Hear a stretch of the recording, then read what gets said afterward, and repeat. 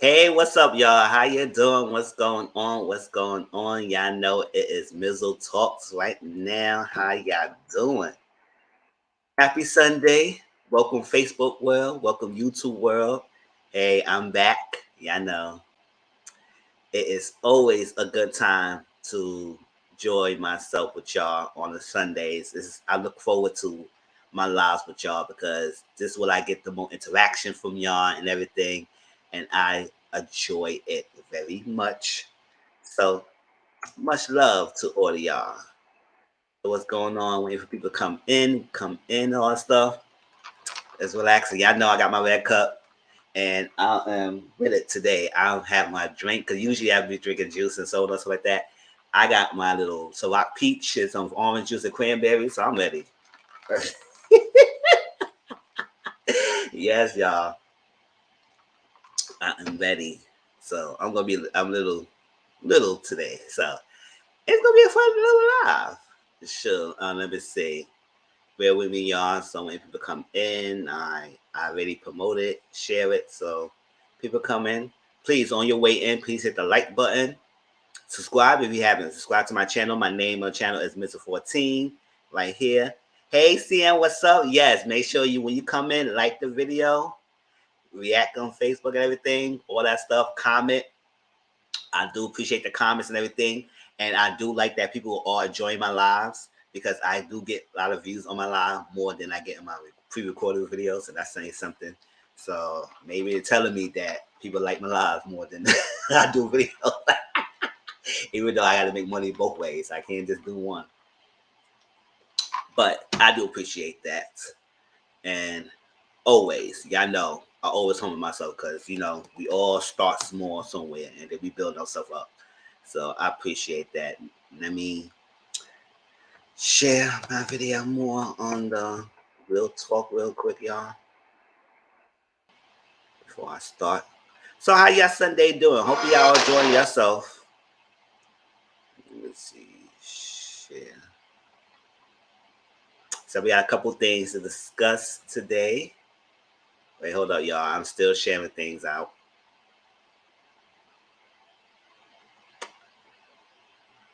Y'all see, I always be shining my videos. Y'all see, I was caked up.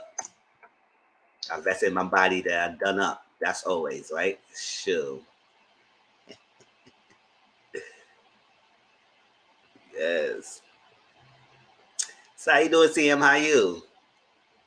Right, so I got a lineup today, y'all. So today we're gonna be talking about the Candiace Deep Space Unpacking the Hype that Anita Baker shared Candiace album. Yes, I saw that. I was gonna talk about that. So we're gonna talk about Candiace album. Yeah, she shared that. Anita Baker shared it, and I do appreciate that. That woman is woman in who icons, who's legends, who paved the way and give inspiration for younger generations now who want to stream in the music industry. Because to be honest, there's not a lot of artists out there who's really giving it to like that much, who give us quality stuff. So the fact that it is, I think now is a good time because there's not a lot of competition. Like back in the 90s when we grew up, we had a lot of artists vying for that spot. It's like that. And that doesn't mean that she had to be a superstar, but at the same time, just get that recognitions that it deserves. And to be honest, the album is a good album. So we're going to talk about it. We're going to talk about Candiace Deep Space album, Rihanna Savage Fenty show, how y'all feel about that show and everything. We're going to talk about Ready to Love cast. I got the pictures of the season 5 cast, so we can just go look at the pictures. And there's no bio, and there's no cast special that we got so far. So hopefully they will do a cast special. And then I will talk about that if they do decide one. But we just go look at the pictures of the upcoming cast and give a judgment opinion based on their pictures. And then we're going to talk about Melody's interview that she did in the Old Ladies First panel with the ladies last night. It was Bonnie's Blue Channel, and I'm going to share the link to that. And it was good. So we're going to talk about that and what's some things that she said. And that will pick it back into the Love and Marriage Huntsville review that we're going to have tonight. And that will be the last thing we talk about. So we got a couple things. So before I get that started, let me do my little intro. And then we do shows update.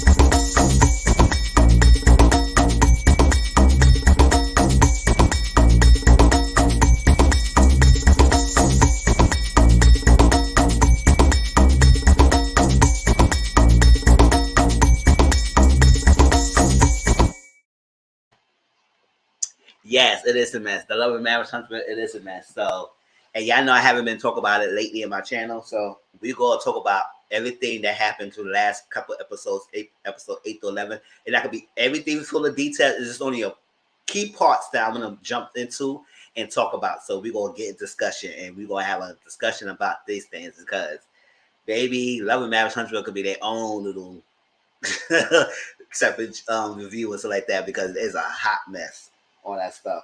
But y'all know I start off with the show's updates, and let's get into that.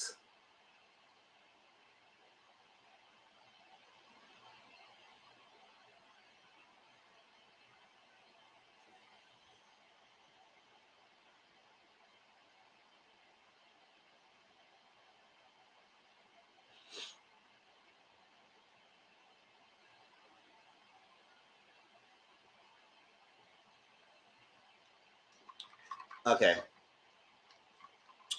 So the first thing's up, Real Housewives of Potomac, and the season finale is coming up in the end of this month. So October 31st will be the season finale.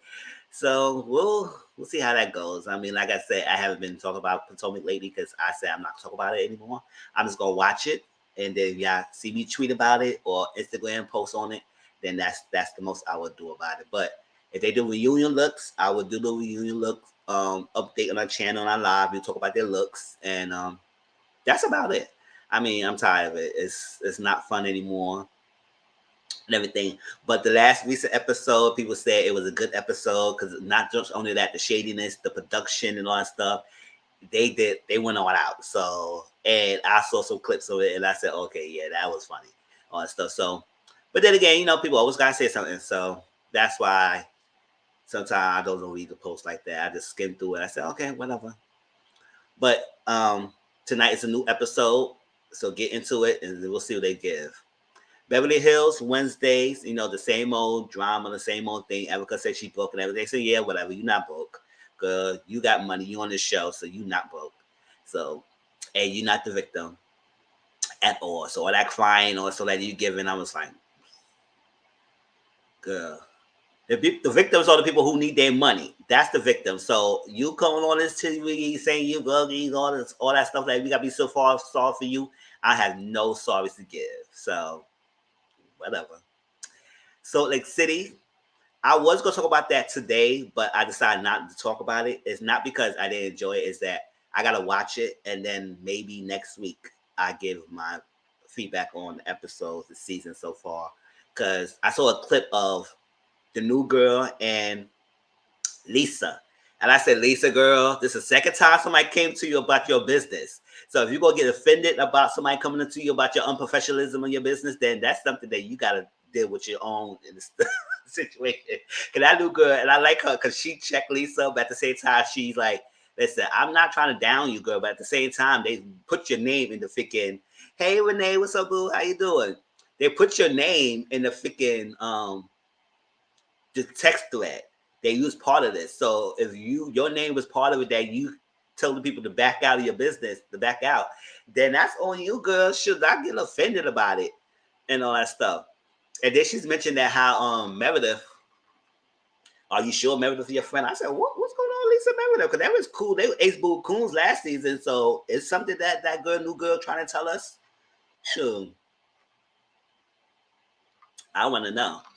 But that new girl was giving and all that stuff. And she wasn't being mean towards Lisa. She just was telling how her experience. And so, Lisa, how do you get upset about somebody's experience of what happened to them?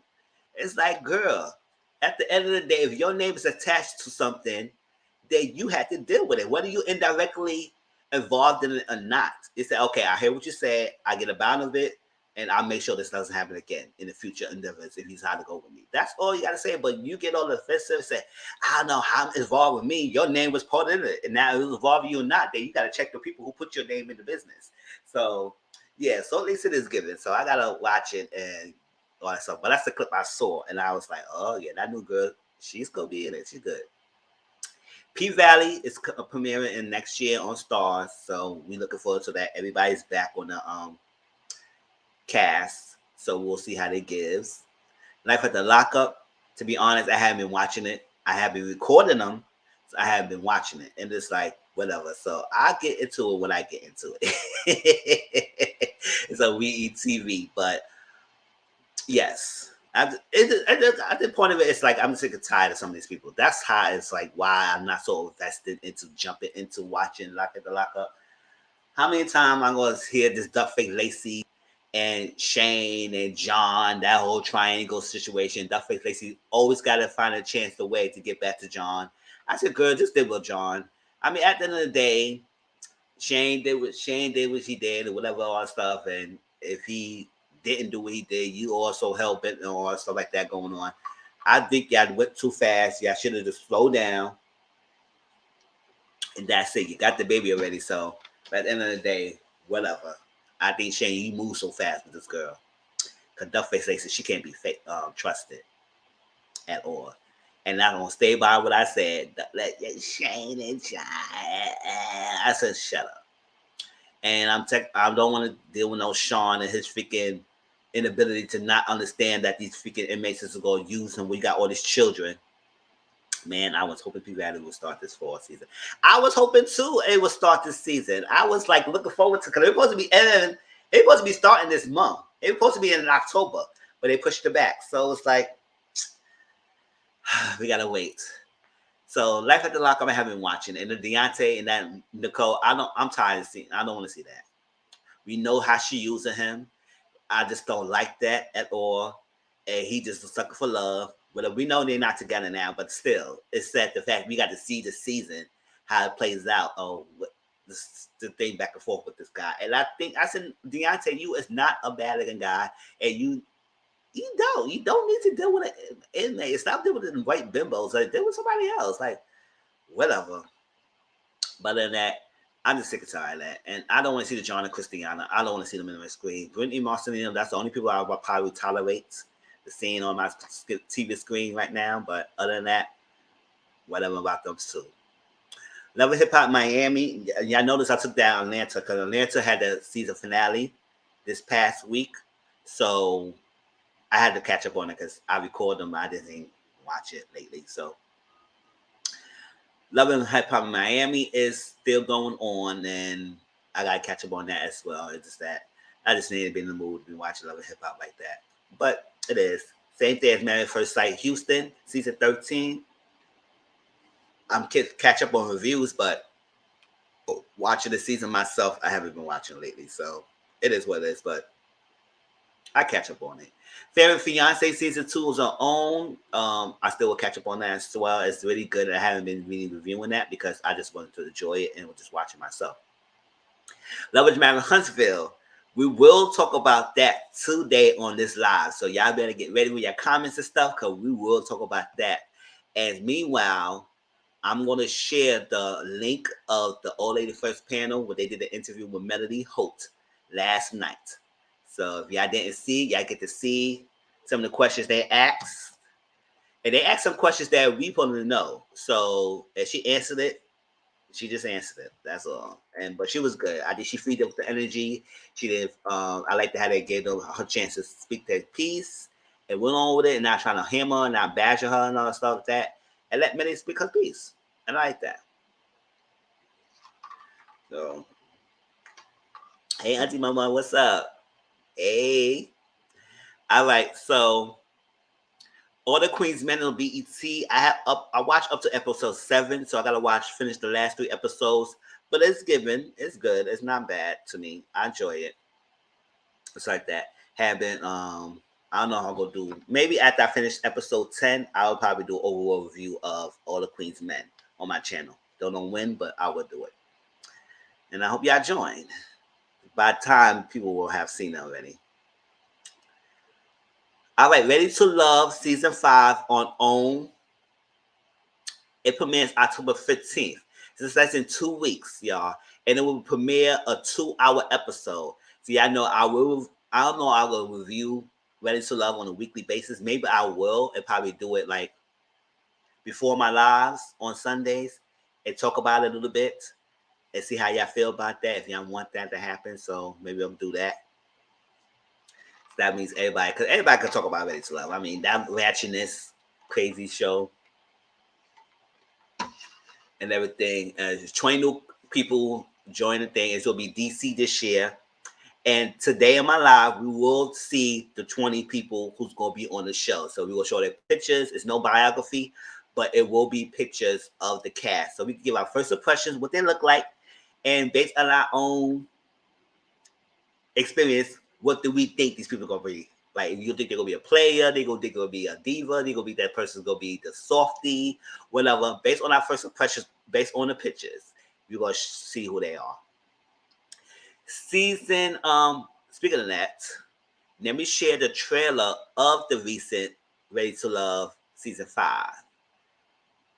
All right, let me share that.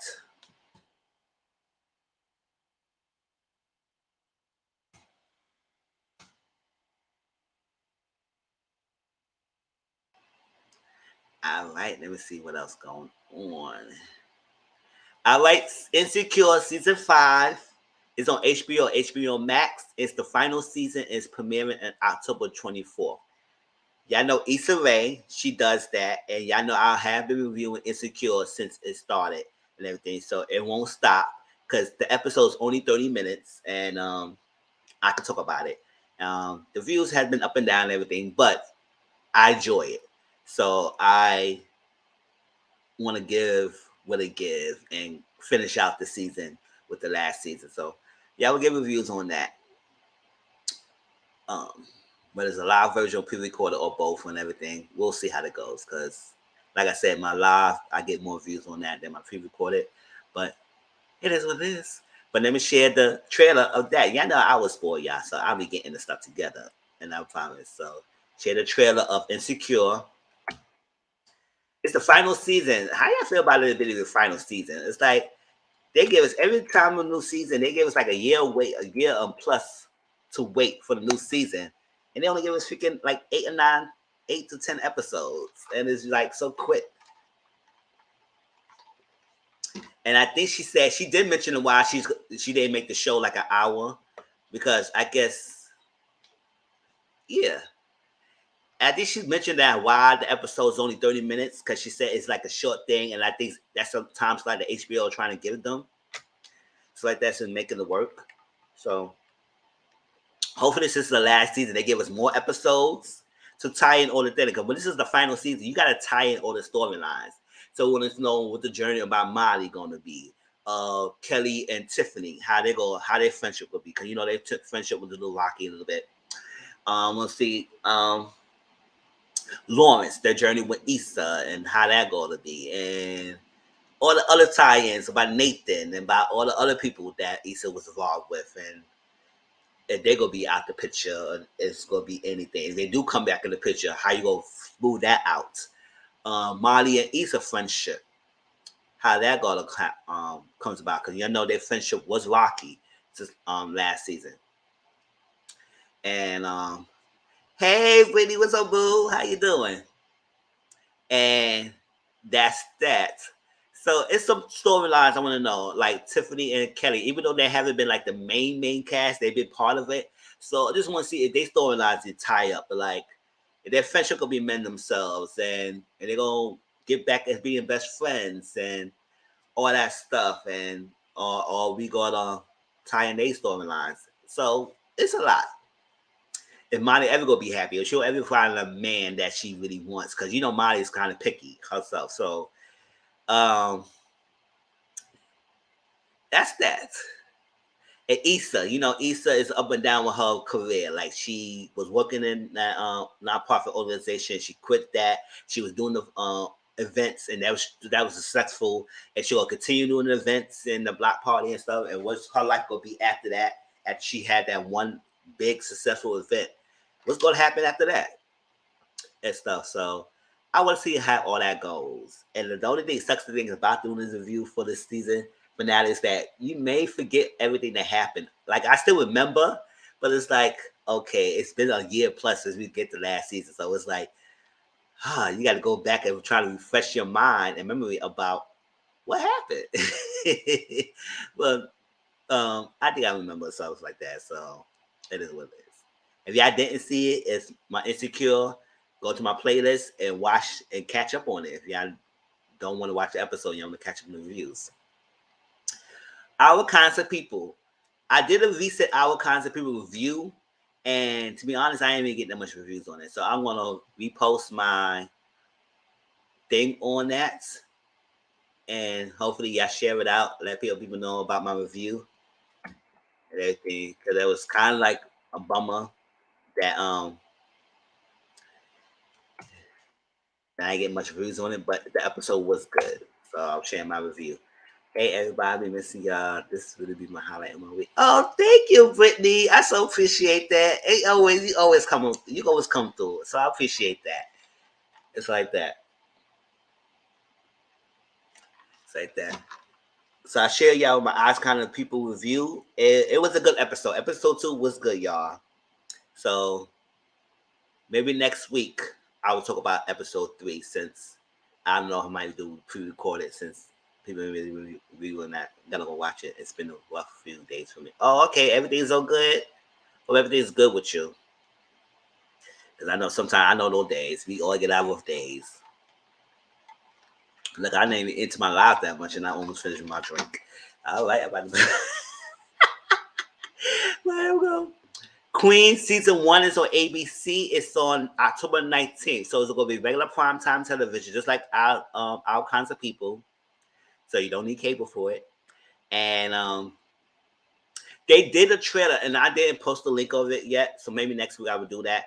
But I post the link of, not the trailer. They did a snippet of their music video of Queens and what they did, called a Nasty Girl.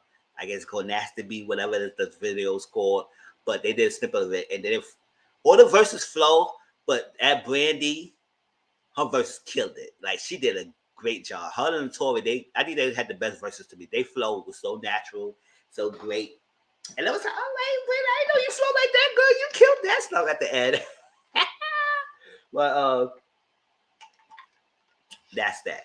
So I'm looking forward to it. So I want to see what that show will give. And y'all, last thing is Marriage Boot Camp. Oh my gosh, can I talk? You know that drink. I'm ready drinking, y'all. So Marriage Boot Camp Hip Hop Edition Season 18 premiere on October 7th. That's next Thursday. This on WeTV. And let me share y'all the first look of Marriage Boot Camp.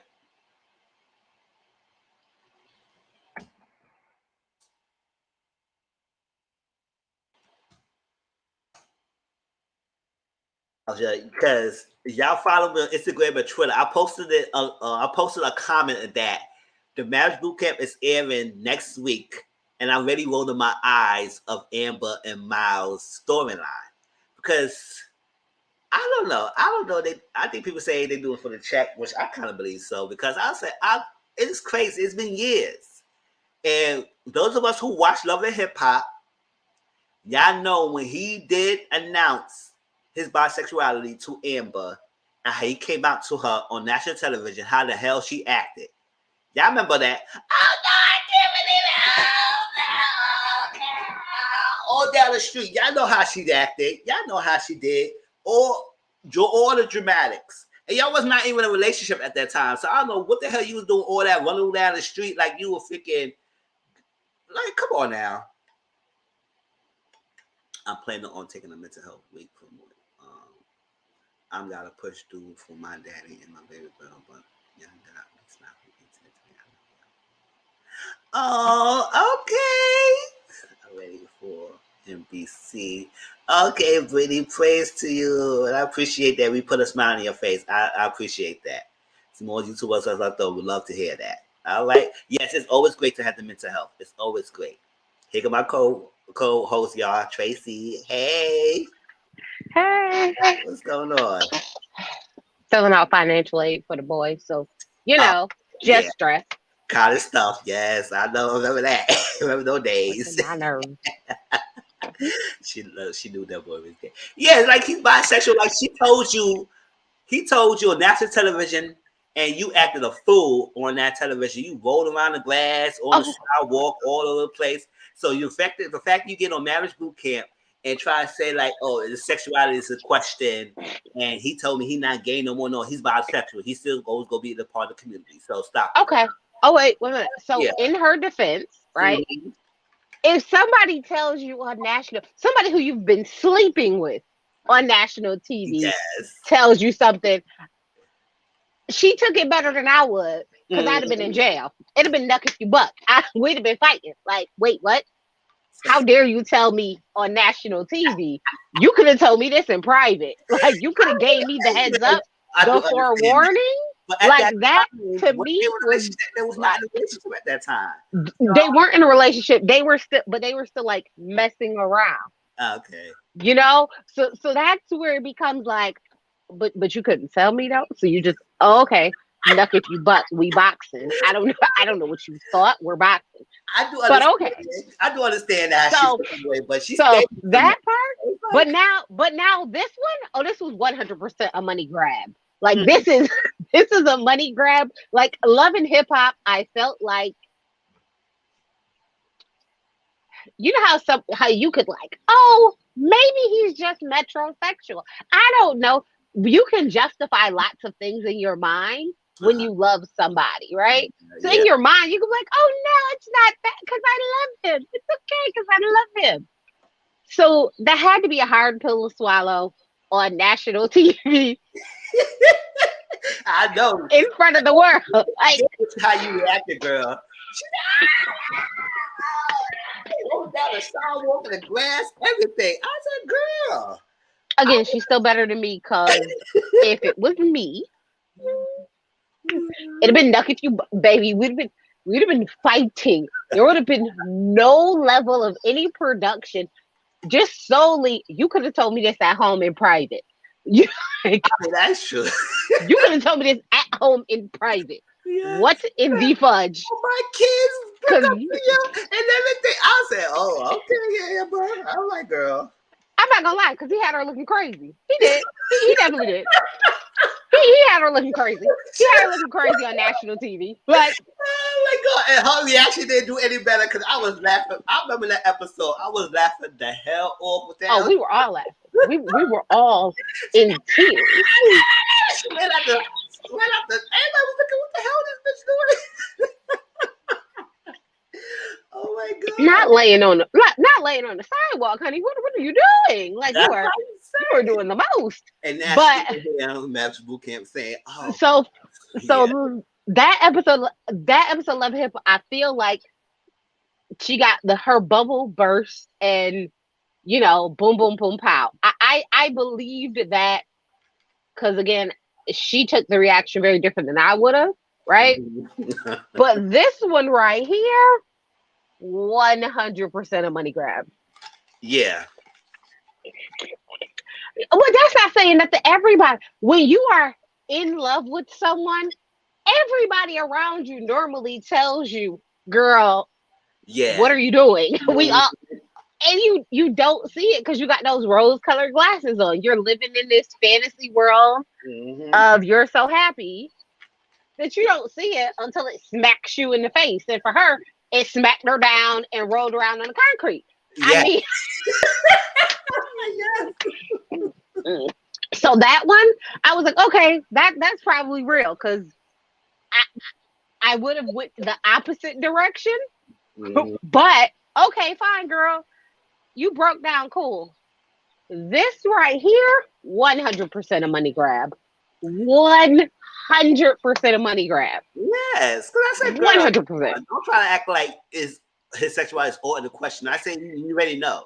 So after he told you at the national television how you acted, you know how he is. So if the question is, are you insecure because it's infidelity? Not insecure, like infidelity is the issue, not his sexuality, because we already know he's bisexual.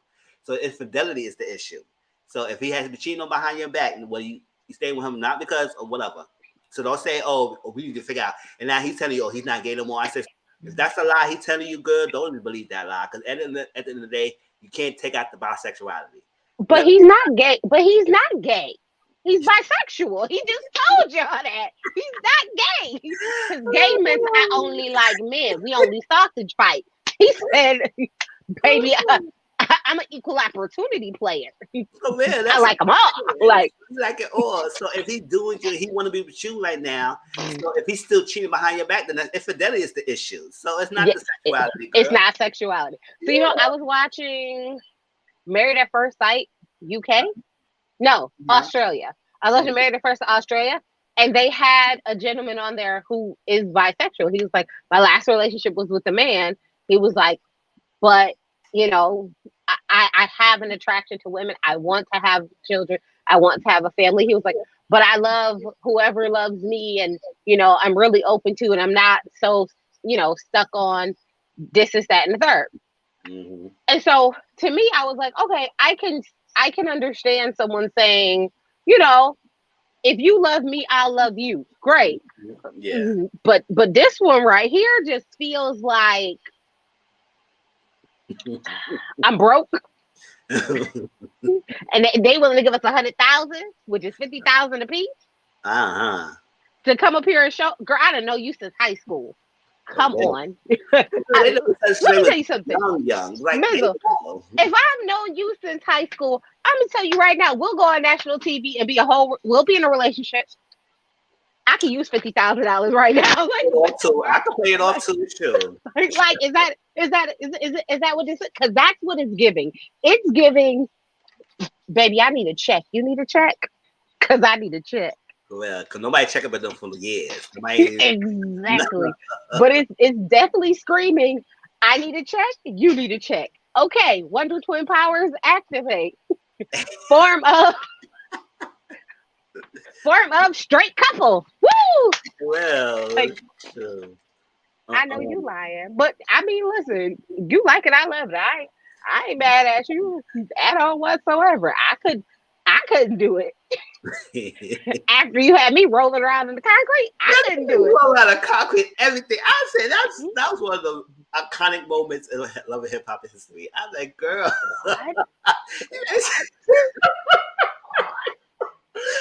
I still remember it today. That shit was funny. Okay. Baby, we will all forever, always remember that. Mm-hmm. And we will forever be like, but your family tried to tell you. Come on now. Everybody else seen it, but okay, girl.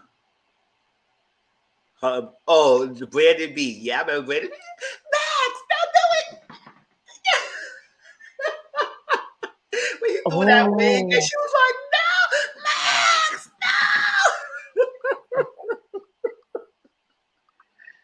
no." You know what? But speaking of Brady, I wish her well because she's dealing with some medical things. So I hope that man stops stressing her out so she can get better.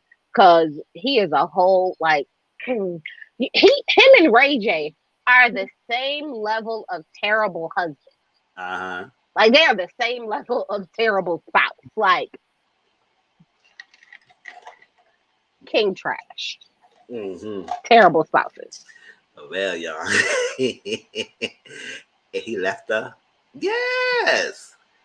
Oh yeah, she had went and stood in front of the car. So, yes. She jumped on that car and said, Max, no, he isn't me. And he still drove off. I said, oh, shit, girl. No. Now, listen, if she was like 17, 18, 19, I probably could have understood. But she was like good and grown, jumping on the hood of the car. Because that screams 16, 17, 18, emotional, immature, and toxic love is the best love ever and it's all I need. But no, baby, you was big grown with kids. Yeah. You were big grown with kids, and this is what we doing? I was like, I hope the check worth it. For real. I hope the check worth it. Cause all right, y'all. So that's the end of the show's update. So yeah, so Marriage Boot Camp, Love on Hip Hop Edition, season 18 will premiere October 7th. I did say I was done with that show because my first time watching the Hip Hop Edition, Marriage Boot Camp, was last season, and I was, if y'all follow me on Instagram, I was very disgusted how they handled the Vado and Tahiri situation. Even though, like I said, they both was wrong, but I feel like they jaded so much towards Vado and make him feel the heat of it and not Tahiri. And I ain't like that. So, but I'll give him a chance for this season. It seems like it's only 4 couples. So I guess they're gonna do better with this season, and it's on quarantine edition on 4 couples, not too many people. So I watch it again, y'all, and so that stuff. So whatever. And it seemed like it'll be a hot mess for all of them. It seemed like they're all gonna give us some show, a good show. So I'm ready for it. You ready for Nori and his wife? Yeah, Nori. Oh my gosh. Nori's straight old school, so I don't know how she gonna try to get past him. I mean, he is willing to change, he said. So I will see how that goes, but I don't know. He's been dealing with this for years, like he's used to that. So how can he just willing to do what she asked for? But hey, you've been married with that girl for umpteen years. I might as well just give her what she wants now for that season. I was always told, don't start nothing you don't plan on finishing. That's what I'm saying. Like, Don't start nothing you don't plan on finishing he's now. been doing it for years that he's used to that. And that's what sometimes you like, yes, you don't. That's what sometimes men don't change that much. If you start what you think when they got with you, that's what's continuing. They could be 99 years old and still feel the same way. So it's hard. The rest of what the one with Diamond Sean about to do for. Being on the shenanigans. Yes, buddy. All right. So the first thing on the agenda will be Candiace Deep Space album. I talk how we feel about the album and everything. Let me share the track list. Oh, excuse me. There you go. So it's 3714. Okay. All right. So for years, y'all, in reality TV shows, sometimes people always say, and it's like crazy how freaking Housewives put out a whole freaking album. That was good. It was standard. And then we got Live Hip Hop that posted based on music and love and behind the scenes and stuff like that. And we barely get stuff from them. To Live and Find Gucci. Live and Find Gucci. I was drinking, y'all. So yes, I'm a little funny right now. So Live and Find Gucci, and then November, the Evercus edition of December. I was like,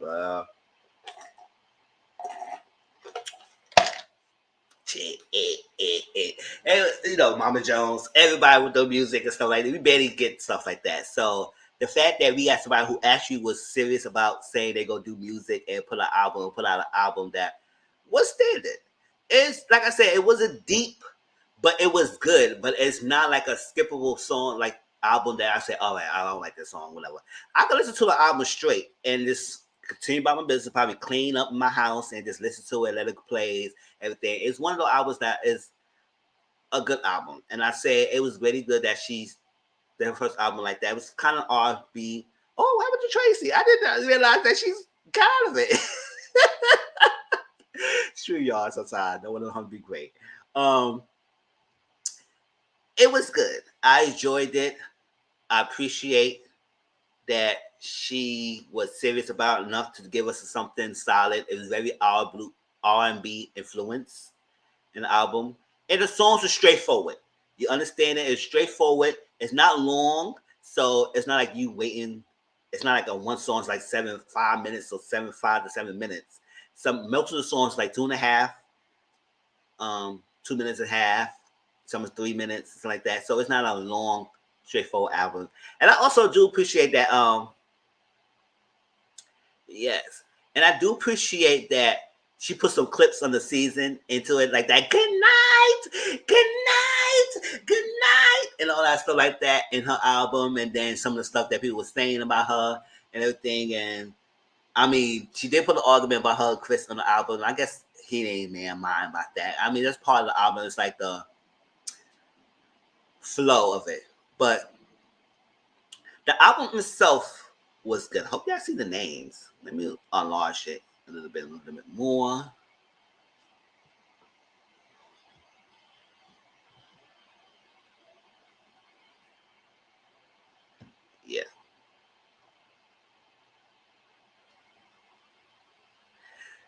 And to tell you the truth, a lot of people like the album. A lot of people say they don't really care for Candiace like that, but they do appreciate that she did put up a good album and everything. And it, let me see. Let me share the link to her again. Maybe all that stuff happened. Maybe she had to step out. Let's see. Hold up. How about y'all? Tracy. Yeah.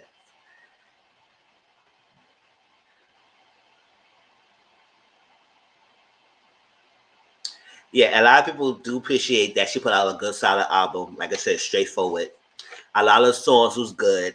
It's not skippable. So it's like when you get an album that you could listen to it straight and there's no issues, then I said, all right, that's a good album. And her album has been going good in the numbers, in the charts and stuff. Some of my favorite songs, my two top favorite songs in the album are Do It Nostalgia and Show Me. I play those two songs a lot and I love it. It's like those songs is the best songs to me in the album. And I do like Cause a Scene. I do like Drive Back and I do like Benefits. But other than that, the album's not bad. I enjoy it. It's good. And like I said, it's very straightforward. Anita Baker, she did share that she enjoyed the album. Y'all please listen to us. I said, okay.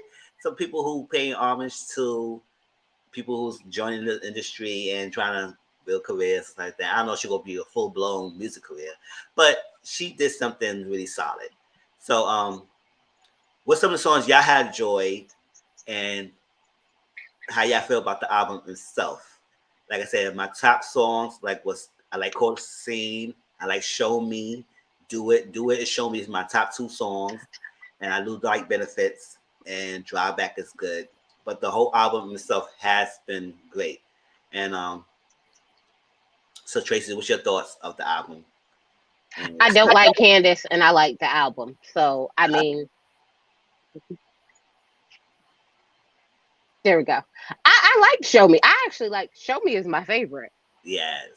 And so if I can say that, like, nope, don't like her on the show as a person very much. Yeah. But like the album is great. Like I was like, oh, okay. What I do wish was there was a little more go-go because I loved her go-go version of her songs. So I wish there was a couple more little go-go songs on there. Okay. But it was good. Like I'm not gonna say that I'm not gonna, oh, I don't like her, so it's terrible. Like no, she did really well. I'm especially for like an independent first time artist, she did really, really well. Yeah. I definitely am not gonna take anything away from her because she did that.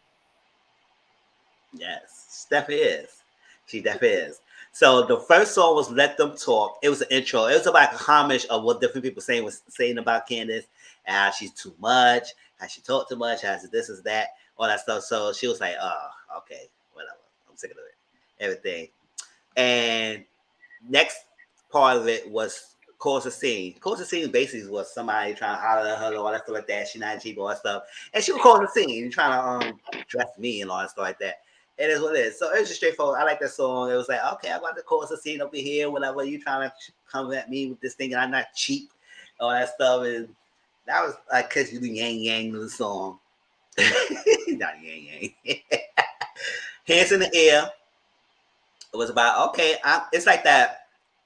You got like that kind of anthem. Hands in the air when I'm the baddest. Hands in the air that I'm good and all that stuff like that. I got this. I got money. I got paid. I'm this.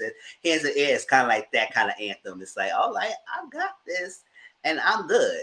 So hands in the air when you showing good. You got good sex. You got good things. You got good money. You got good house. You got whatever. So that's basically Hands in the Air was about. I love that whole album. Yes, the whole album was really good. Let me see. Is It Enough? It's basically a homage to, all right, am I good enough for you? That's what basically the song is about. I'm good enough. I have this. What I have, my qualities, what I have, is this enough for you? Do you appreciate the value that I'm giving in a relationship? This is what I am. This is what I give. This is that. This is enough. So basically, that's what she's saying in that whole part of it, of the song. And I might not remember all the words, but like that. But That's part of the whole generalization of that song. Show me what you need. I love that. Yes. Show We just stop right there. Yes. me. Yes. Oh my god! I was like, when I heard that song, the whole song is on like a 2.5-minute song, but that song right there, it's impactful because it's like the soulfulness, the words are simple, like I said, like the end of the day, but it was very good. I said, "Oh, I can't show me." It's basically like, listen, dude, you need me. Show me that you need me, not like whatever all the extra stuff. Like, show me that you could call me. Let me know that you need me, not want me, but you need me. In the end of the day, it's like Listen, it's like that. I don't know why that was not her single. I don't know why that wasn't like. That should be a I single. love that Everybody's like, song. oh shit. That's real. Like, So, but yes, she said basically show me what you need from me, and about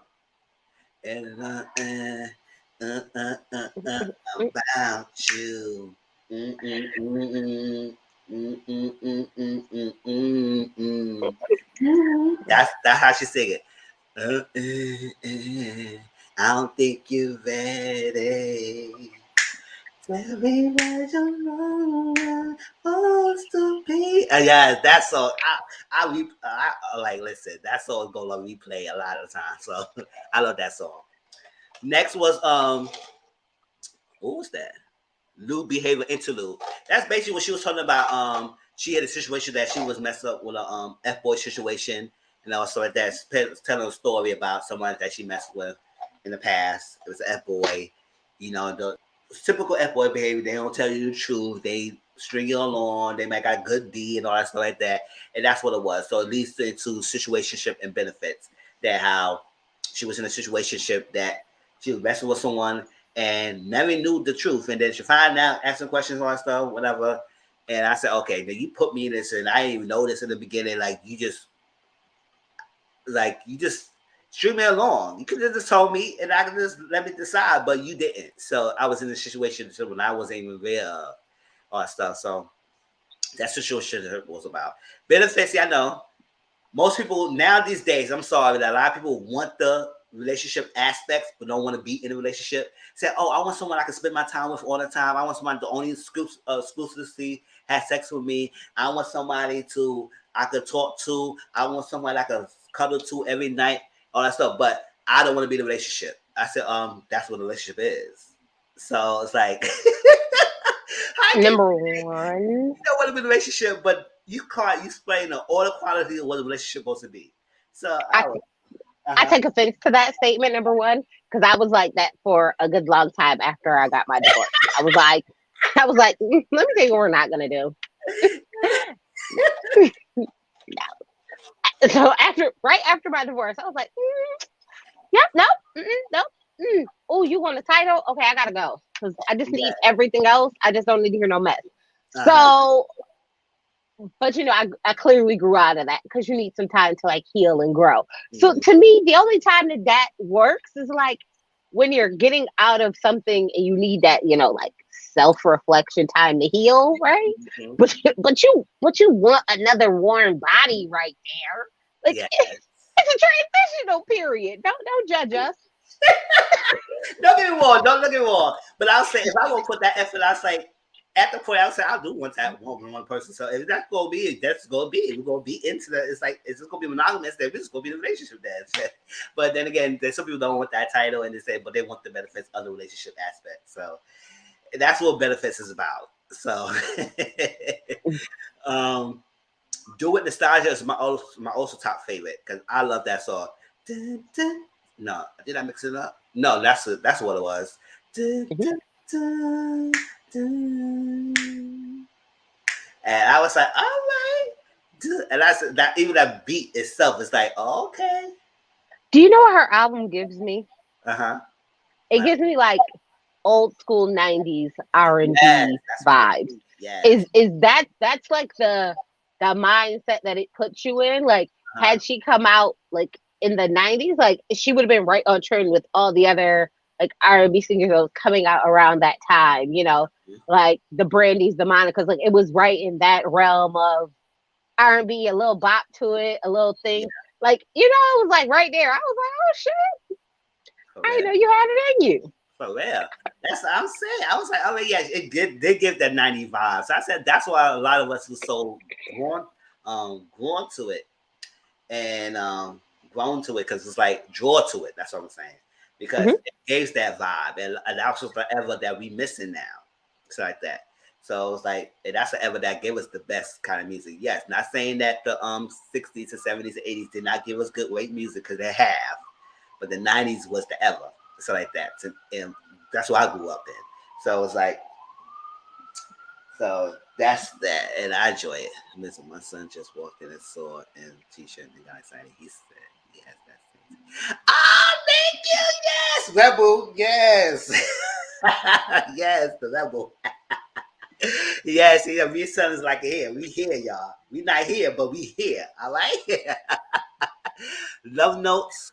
Um, do you remember what that song was about? I forgot. Nope, because I didn't really like it too much. Yeah, so I don't remember Love Notes. But I guess I remember that much because I did listen to the album, but I forgot I didn't listen to Love Notes that much. But like I said, I won't skip any songs, but I didn't really focus on Love Notes that much. So I'm going is basically another rendition of stuff like that. That she it was I guess that was for the conversation. It was a conversation between her and Chris. That's what she put on the interlude about the argument they had, and that leads to drive back. And so that's what we said. He's a rebel like me. Like me. All right, see, shoot, tell your son I love him. So I was like, ah, I was like, drive back, and that's the video that she did the episode on. Drive back, drive back. It's like that argument, and then she thinking about what the argument was, and then she realized, now I gotta come back, whatever, or so like that. That's what basically the whole drive back song is about. That I said, yes, we had an argument, and I'm in the road, I'm driving. You know what? I gotta come back to you because at the end of the day, our love is important. And she said, "Stay with me." That was featured with Tracy Braxton. That's a sister that they usually shut on. Shout And out to Tracy. yeah, shout out Shout to out to Tracy. Tracy. Oh, well, because she did her She thing. did her thing. That song, "Stay with Me," and it was a good collab between those two. And Insomnia, um, I forgot what that in slow was about. But when is basically when it's like no matter what happened, you always the winner. And that's what it was. That you win at the end of the day. If you gotta believe that you're a winner. And that's it. That was the whole album. Like I said, I enjoy it.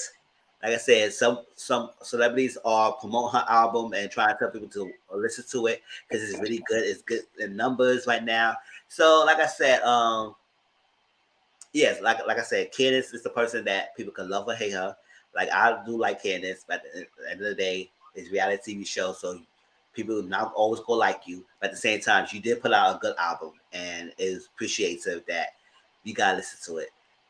Maybe next time you come on another album, probably put some bridges in some of the songs and make it longer and everything, because that's what some people had that it was like straightforward, just too short, but it was straightforward kind of song. So it's like it's not like you have to do all that, but I do like it. I enjoyed it. So congratulations, Candiace, for a win, and I know she did perform some of her songs. I guess some of the thing was mic was too low or something like that because you couldn't really hear when she was performing at that event. But she did a good job. It's a no for me. That's what it is. It's a no for me. Yes, it's not be good for everyone. Like I said, the album's not bad, but I enjoy it. It's good. But Good thing. as I said, I'm not a big Candice fan, but Yeah. I appreciate when uh, she did her thing.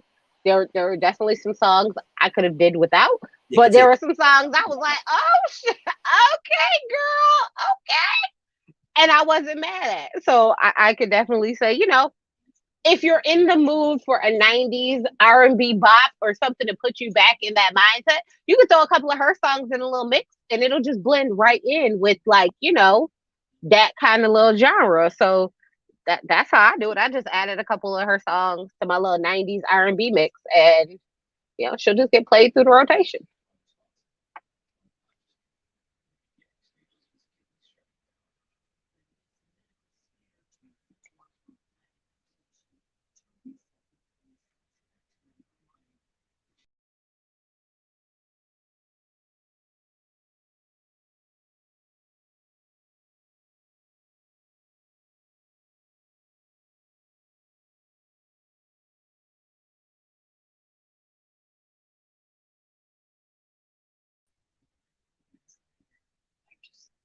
Hey, y'all, sorry, y'all. You know, drinking that alcohol. Man, you going to Whoop, bed whoop, with whoop. me. Shoot, I finished it too. And I got probably get a refill, but that's that. So next we're gonna talk about Rihanna's Savage Fenty show. That was on Amazon Prime. Let me see. 5619. Right.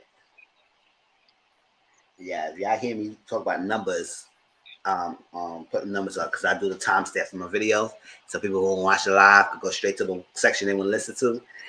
So 56 Rihanna's Savage Fenty show. It was on Amazon Prime. It's volume 3. It was 40 minutes. It was kind of short. I don't know if it was that short because I think the other two was longer than this one. But Yeah, yeah. The other two, one yeah, was an hour and one was like 51 yeah, minutes. So it's a little shorter than yeah. It the was rest of shorter them. than the other two. But I think that the volume 3 was better than the other two. I don't know because it was the selection of artists they had, the music, the structure they had, the staircases, the elevators, the scenery. It was good to me. I really enjoyed it. That whole 40 minutes I was joining into it. I was not looking away. I was not so I ain't watching my center. Anybody ain't telling me that the center was showing. um, um, I was not joining away. I was not looking at anything else. I was enjoying the stuff like that. And I heard Nicki Gabosh was supposed to be. Oh, I know she was supposed to be there. Gabosh was supposed to be there, so I didn't watch. No, she was not on it. She was not on it. So you can watch it. We could watch it. CM. She was not on it, and it was good. I appreciate. Don't do my girl Riri like that just because you don't like Nikki. Don't do Riri. Give Riri her shine. Go ahead and watch the show. It was a print good filled. show. It was It great. was print filled and beautiful. It was print filled and beautiful. It was a great show. Yes, it was a great show, and she introduced the men line, and it was great. The dancing, the modeling, the stuff like The that, Prince. the influences that she had, like the Prince influence and stuff. It was great. Um, it started the show, and that beautiful. What was her name? Because she sung the opera of that so beautifully. And then she went her little song, and then she ended with the opera again. And I said, "Oh my God!" It started off the show very great.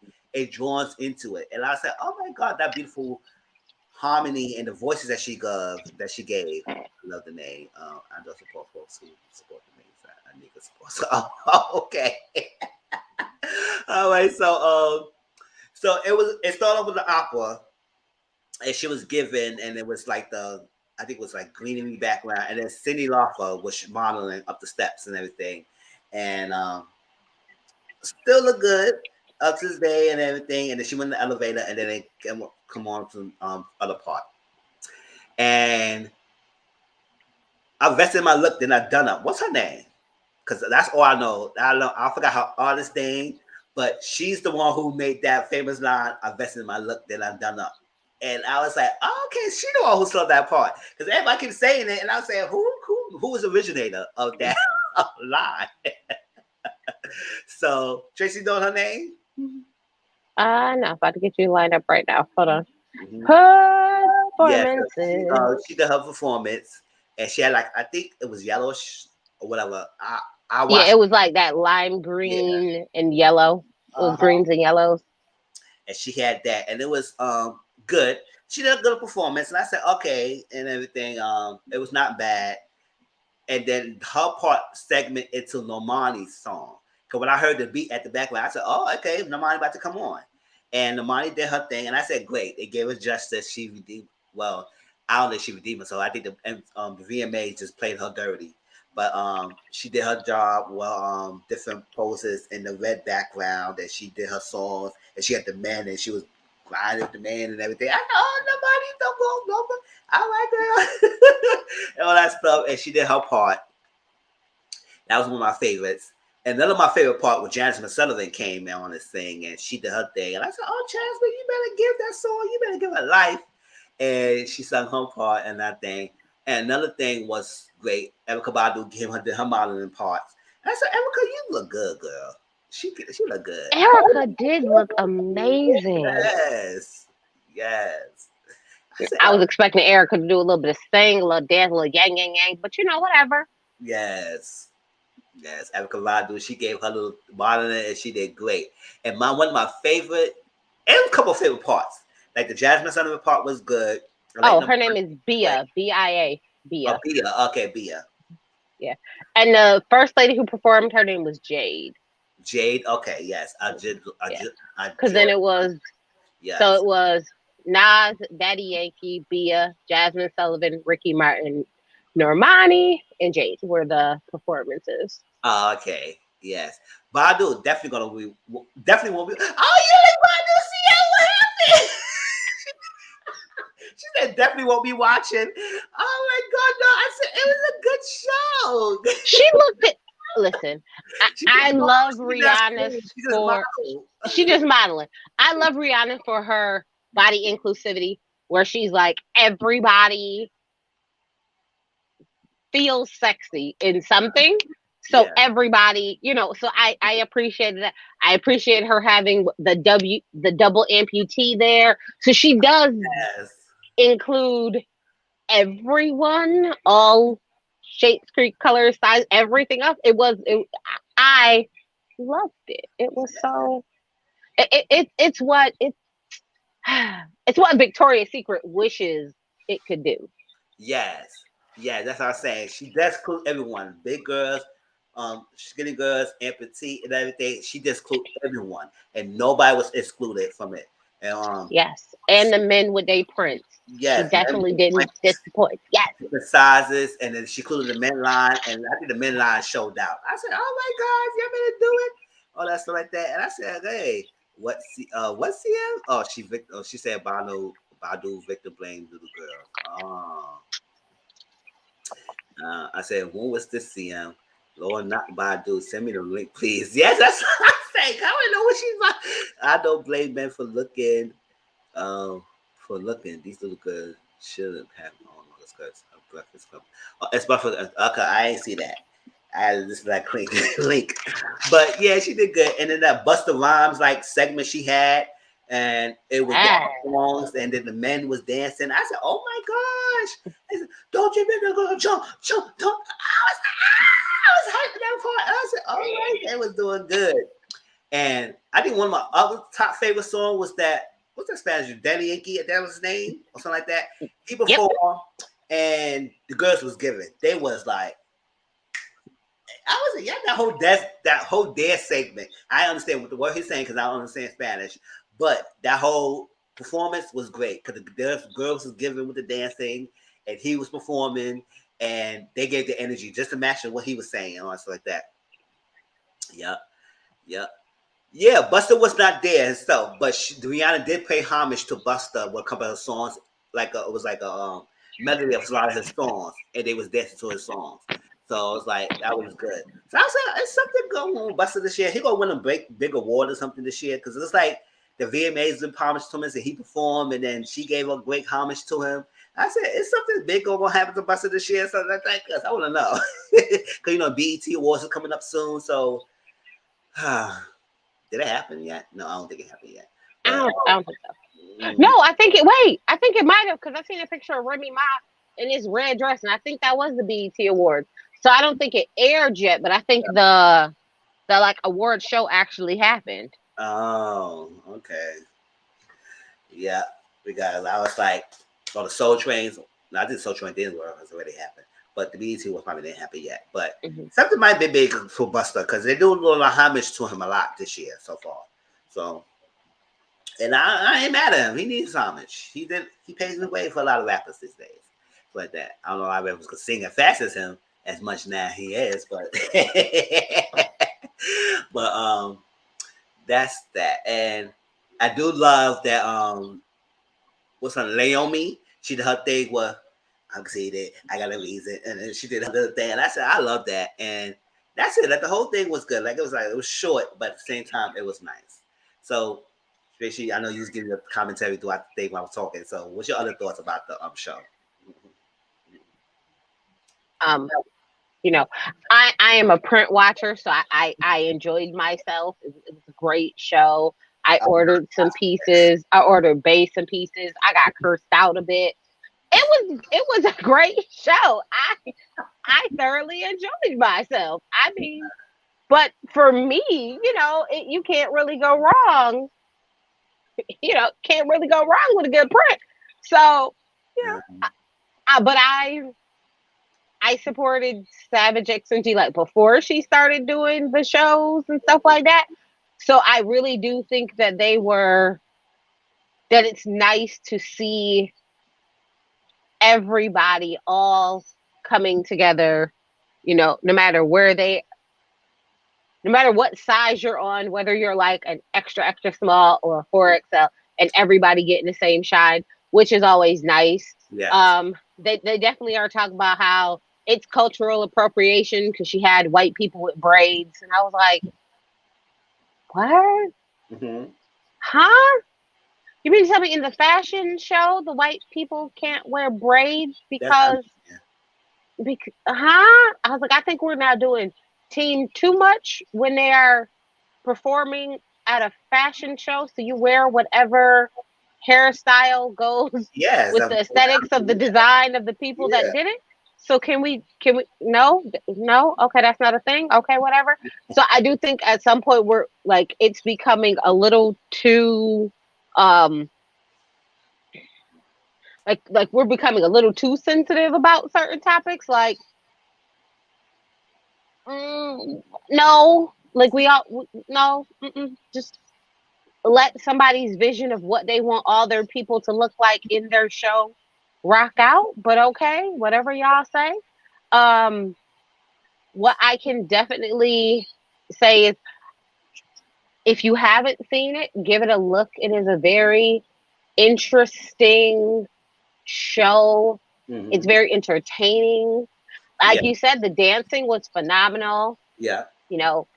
I like the visual aesthetics. I like the drone at the end.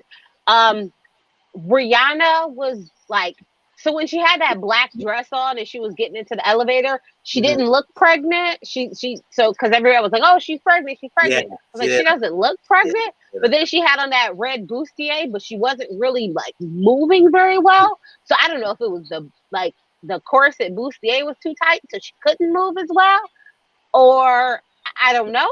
But she looked really good. And as you said, like Cindy Crawford looked amazing, and she's like 100. I was like, well, look at him. Yeah.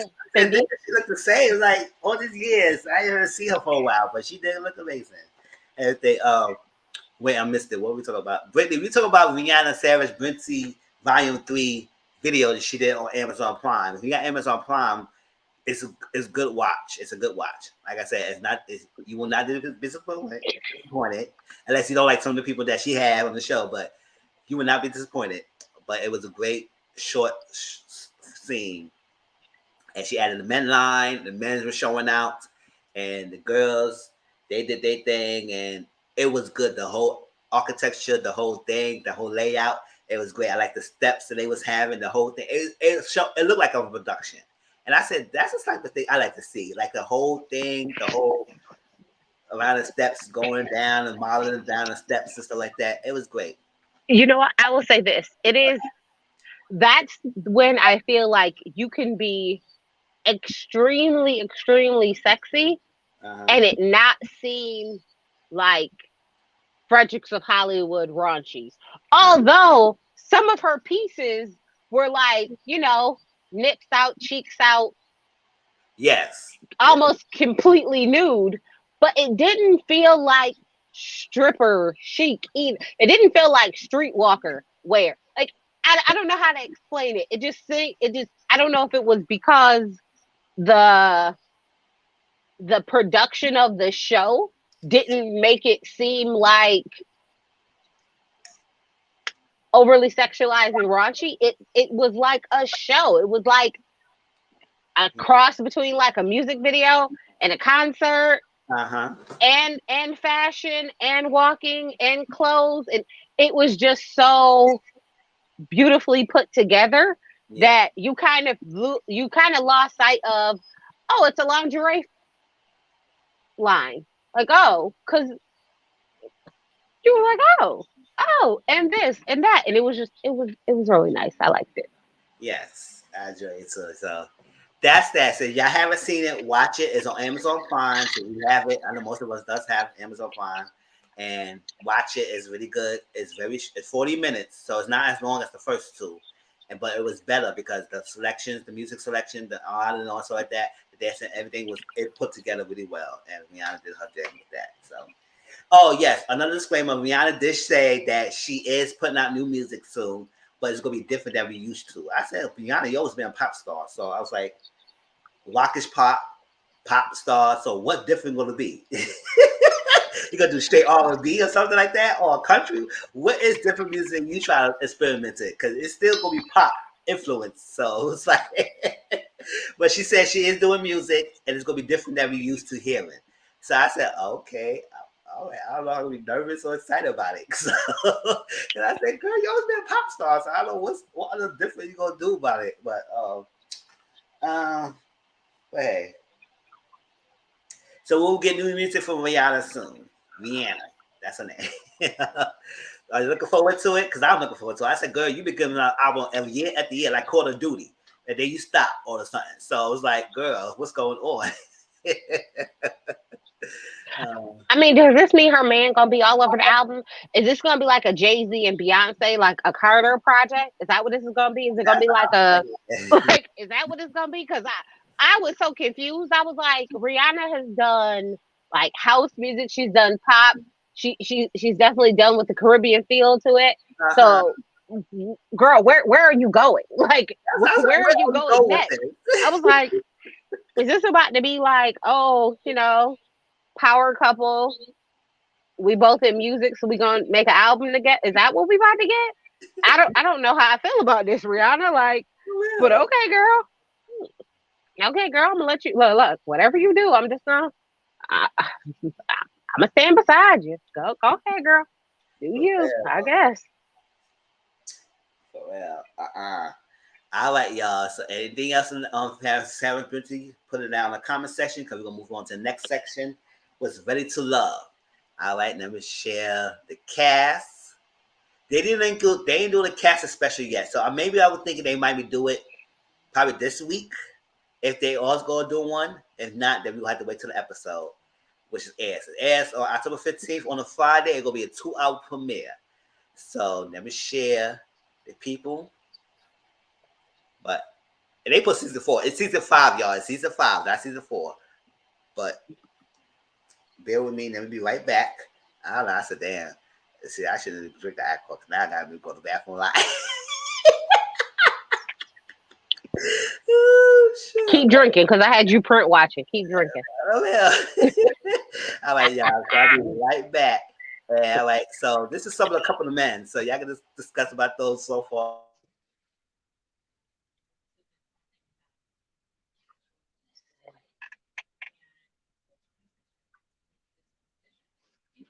Like, see him. So now you got me wanting to go back and find out this thing about Erica Badu because I missed it. I need to go see that. I didn't hear that Erica Badu thing. See, was this like a while back? What the hell was the last time she was on the Breakfast Club? I need to see this. I don't know, but Erica always has been very interesting to me. So now that you wrote that comment, I mean, I could see her saying that. I could, because she's an interesting type of woman. Wait, you think all of these men look dusty?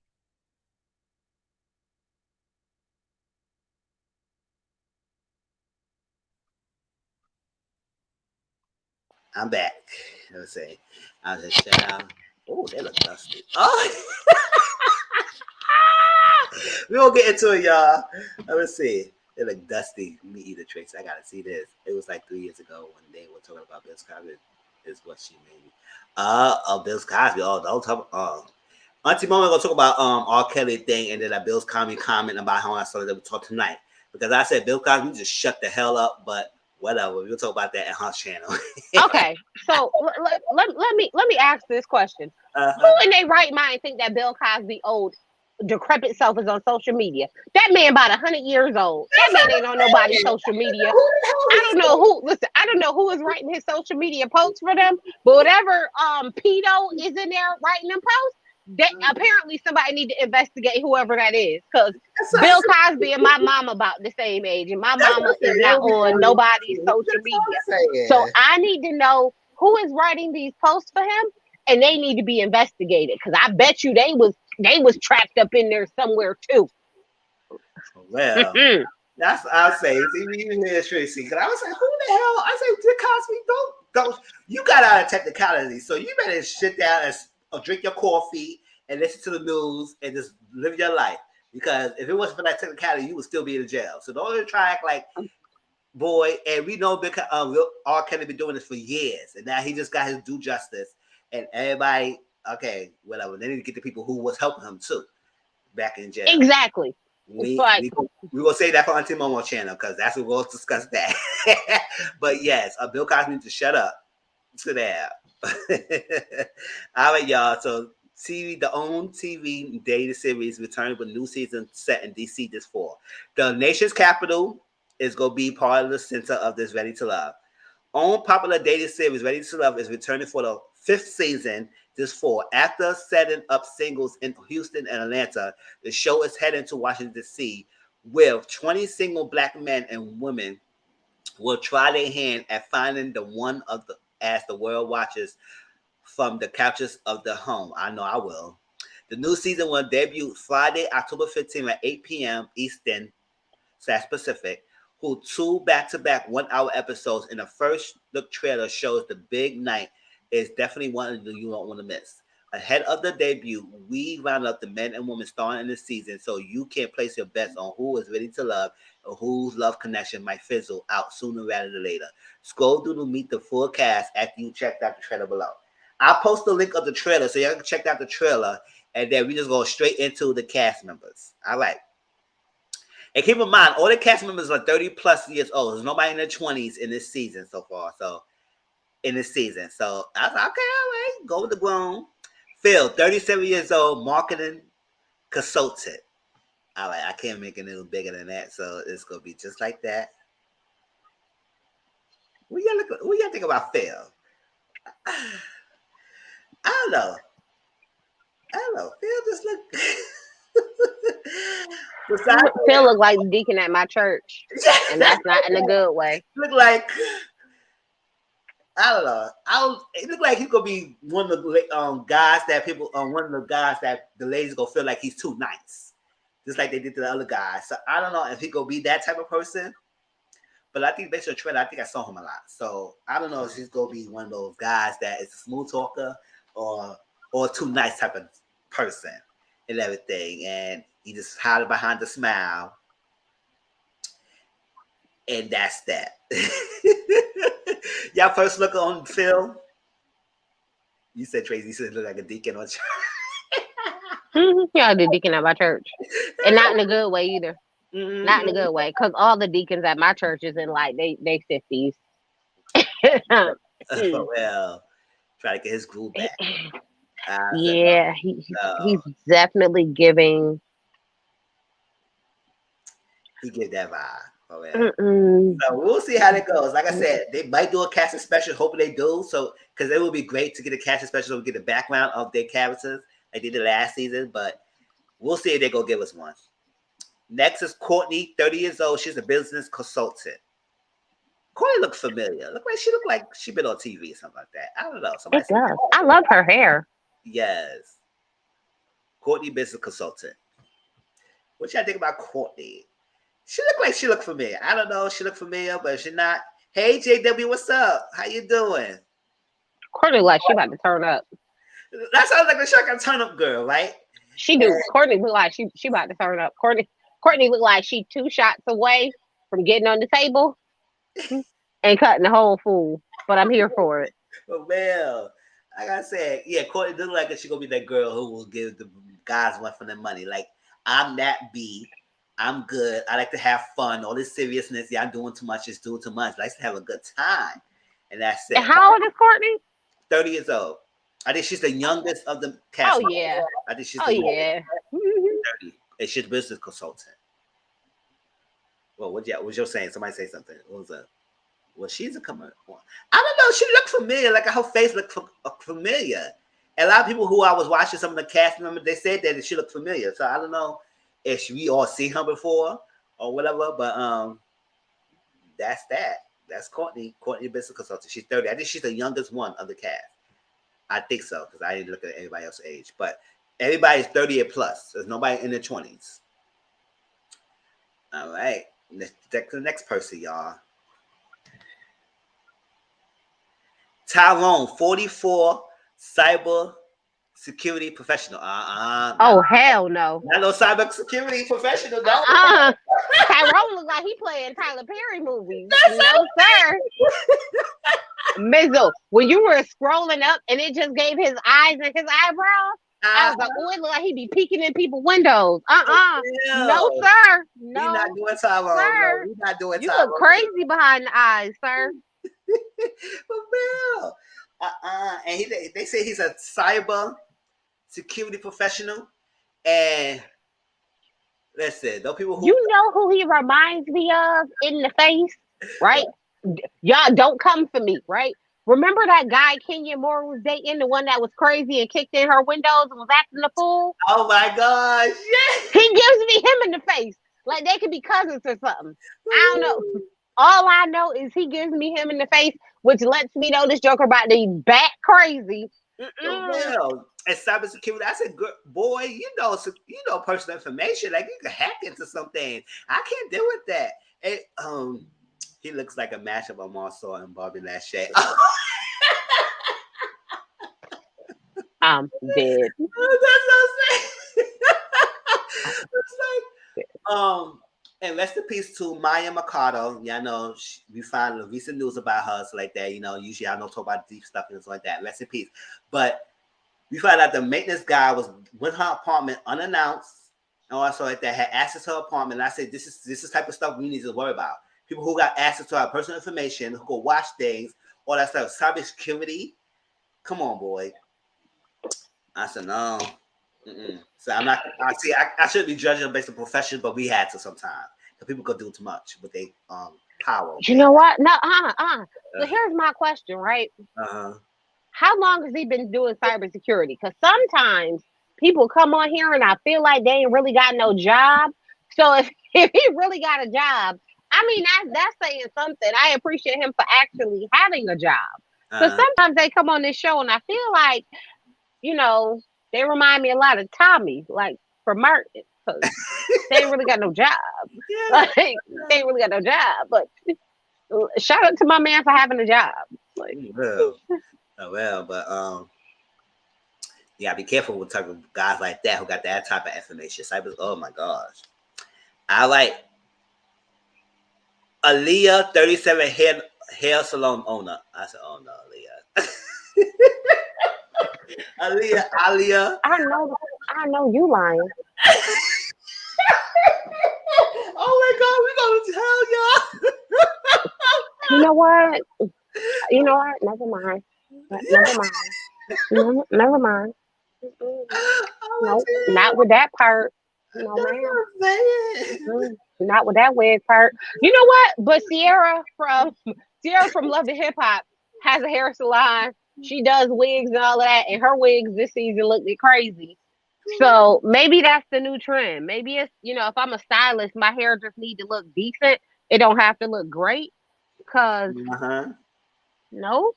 No ma'am, Pam. No, thank you. I told my mom, I said, no, ma'am. On the play beat. That's what I was saying. She look like she'll beat somebody up. Like you just look at her wrong, she'll look like she'll beat somebody. She smiling behind a mask and a smile, but she look like she could beat somebody up. It said, don't mess with me, y'all. Don't mess with me. Oh, so you think she like Tokyo Tony little cousin or something?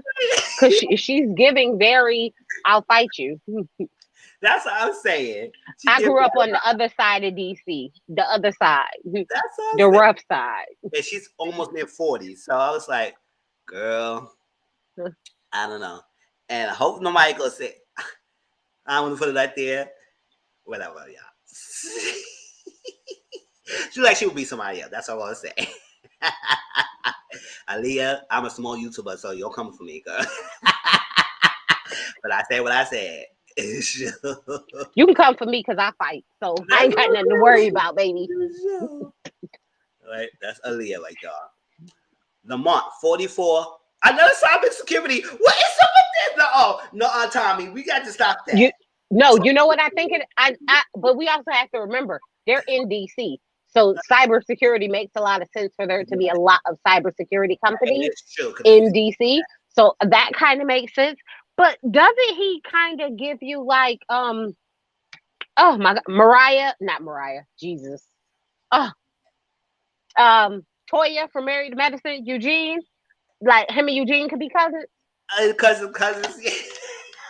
He's giving very much Eugene. If Eugene lost a few extra pounds in the facial area and got a little darker, he definitely gives me Eugene. I don't know why I trust him doing cybersecurity more than I trust the other one doing cybersecurity, because the other one behind his eyes, he looked crazy. I don't know why I trust him more, but I feel like the other one would like come into your house when you're not home. I feel like he would just have like cameras and just watch you. But he wouldn't actually come in your house. I don't know. Something about them are giving very much so. Don't do it. Oh, well. Don't do it. Oh, well. I know. It's my like we say, yeah. You mess with what you want to, girl. You mess with what you want to. Yeah, I'm good, but all right. All right. Lamont 44 cybersecurity. Mm-hmm. All right, let's move to the next person. Let's see. We got Sabrina 45 fashion designer. Oh, she is cute. Yeah, she's not bad. I see her a lot on the trailer, so it seems to me it's like she's gonna make a last. You know what she gives me? Mm-hmm. She gives me Ida from last season, but just calm down. Like she don't give me as crazy behind the eyes as Ida did. And I was right about Ida. Ida was bat crazy. She looked bat crazy from her photo. So she looks like a calm down version of Ida. I'm here for it. She cute. Go ahead, girl. Don't get me wrong. I see her a lot. So maybe the trailer was about the first night, but no, it can't because it was about season. So it seems like she's gonna be a lot that I've seen her. So she's gonna be something. She might give you she give you a lady, but at the same time she give you a freak at the same time. So it's like, girl, you whatever you get from me, you get from me. So like that. So I don't know. I just get that vibe from her. Like she's confident and she knows what she likes and she go say what she says and don't miss no words. And that's what I get from her. So I said, all right. I'm about to call her Ida. What's her name again? Sabrina. Sabrina, fashion designer. And fashion designers, they in their own world. So it's like, listen, I give you. It's like, sure, there's no freaking shy behind the camera kind of thing. I give you the fact. I give you what I need to give you. That's what she's saying. I like. And I said, all right, I like that top. So I said, all right, Sabrina, you getting it. We got Frank, 35, cocktail brand owner. I see Frank a lot on the season 2, so in the trailer. So maybe he won't probably last long, but it looks like he's a player. I don't know. I guess just get that player vibe from him. So Tracy, what do you think? Yeah. I mean, cocktail brand owner sounds like my kind of guy. Because it sounds like we about to get Liddy City, baby, which is cool. But he definitely gives me Playboy. But how old is he? 35. Oh, yeah. Mm-mm. Now, if you'd have told me he was like 39, I'd have been like, oh, he used to be a Playboy, but now he's ready to retire. But I don't know. It looked like he might be on his like last shot of redemption to show that he still, could do what he do. Yeah. But, he got a pretty, I was about to say he had a pretty decent hairline, but that side look a little far back. That's that side look a little far back, baby. Just a little far back. A little far back. But okay. You mess with me what you want, you chick. I got you. I don't mess your life in a good way, in a bad way. Shit. He definitely like he'll mess your life up. But okay. That's what I'm saying. Thank you, Renee. Yes, follow my Twitter, my Instagram, y'all. And yes, he does like a player, a cocktail brand owner. Yes, he know his drinks. So that's a key to a female's heart, the drinks. If you know how to make it, all right, hear that. I said, sure, like with you. I said, you better make all the drinks. Hear that. Line them up. Uh-huh. All right. Let's see. Number 8, we get Kari or Kerry, 37, real estate and interior decor. All right, girl, you better do the interior decorating. She look like normal round the way girl. She look like she might be Yes. yeah, She right? gives she gives me very normal in the face. Yes. The nice smile. I'm just good. I'm doing my normal day-to-day type of thing. See, I can't with y'all. You know what? But Michaela gave me Michaela from Married at First Sight gave me very normal in the face too. And then she Yes, turned out to be bat crazy. that's So right. so girl next door, I might need to watch you, honey, because you Well, she about to say, listen. I said, you might no, have some no, secrets you up in got there. over me. I know you did not do that. I'm an interior decorator. Dude. Don't try to play me like that. To carry real estate interior decorator, it's like she gonna be the type of girl that guys make her think that she's too serious. It's like, I don't know, she gotta be serious. Like that's what it is. So good. I'm ready to see how she's gonna give on this season. It's like that. All right. And it seems like Tommy listens to us because he just gave us girls the different shape of sizes. So it's like, all right. And men, all right, we gotta see how men are too. Because I hope they ain't too shallow like last season either. Sure. But we normally get those. So all right. We get Naeem. He's a 40 program manager. It's like Naeem, he like to have sister wives. I don't know. Naeem, he's like he about to get sister wives vibes. He's like, and that's how I'll be content.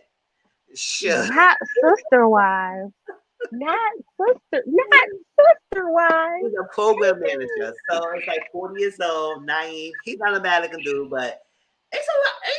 You notice that? It's a lot of a guy with beards this season. So I said, what's up with the obsession with beards? Tommy and the wife, what y'all trying to give us? Own network, what y'all trying to give us this? It's like a lot of guys. They said beards are in, okay? They saying. said beards are in. I'm saying wrong with that. Bald with a beard is in, okay? Yeah. Bald with a beard. You know what? And how old did you say he is? I think he's 40. Oh, okay. He might be ready to settle down. Yes. He might be ready. Yeah, he might be ready. He might have tried. Look, he might have tried the sister wife thing back in the day, but it didn't work out for him very well. So, he's coming back around. Yeah. And don't get me wrong, some guys that I see who got beards look really good as hell. So it's not like it's beard is nasty. As long as you do good and you groom them well, all that stuff. Some of them look really nice with the beard. So it's not like I'm turned off against it. It's not a bad thing. It's like it's a lot of guys that we saw so far all have beards. Listen, the men have a look, okay? And I don't know if it's because all the women have a type. Yeah. So we're trying to cast for what the women like. Yeah. Or if they just, happen to all be bald with beards. I mean, ain't nothing wrong with a bald man with a beard. That's what I say. Nothing wrong with that. Hi, babe. That's what I said. Nothing wrong with that at all. All right. Okay. Naeem, program manager. Let's go to the 10th person. We're halfway there. We got Moomin, 36 years old, background singer and a stylist. She is pretty. She is. But I love that orange. Yes. That orange is popping against that melanin. Come on, girl. Moomin. I said, all right, girl, you better give us an exotic name. Oh, wait, and you said she a background singer, so she gonna be hitting them vocals? Yes. Okay, girl. I like Moomin. Girl. Moomin's that natural dark beauty girl. I feel like she gonna know her worth. And she gonna let everybody trying to play her. She better not. Yeah. Listen, if she is a soft little pushover, I'm gonna be mad. That's girl. I'm gonna need you to be there. And how old is she? 36. Okay. and the stylist. You know what sounds wrong? Baby Kenya Moore over here probably gonna end up with Kenya Moore X from before, the cybersecurity crazy stalker guy. Jeez. So yeah, Okay, girl. stylist. So I better see some looks from her and everything, and we'll see how she gets. Cause she's like she gonna be the type of girl who you can't mess with. Nah, she can't play her. Don't try and play me like I'm a background burger bitch. Nah, we ain't do that. You know, shout out to Bonnie Blue, like so be burger bitch. Like she keeps saying when she says that. So that's that. Don't try to play movement. So I move in. You probably don't listen to this video. You probably never see my video, but I move for you, girl. So hope you find your love, girl. Hope I say her name right, but it seems like that's what I pronounce it as, Movement. Let me see. We got Water. Okay.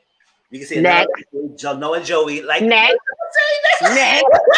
46 entrepreneur. He's close to 50 years old, boy, and you gonna try to Next. Next. I don't know if it's the stance.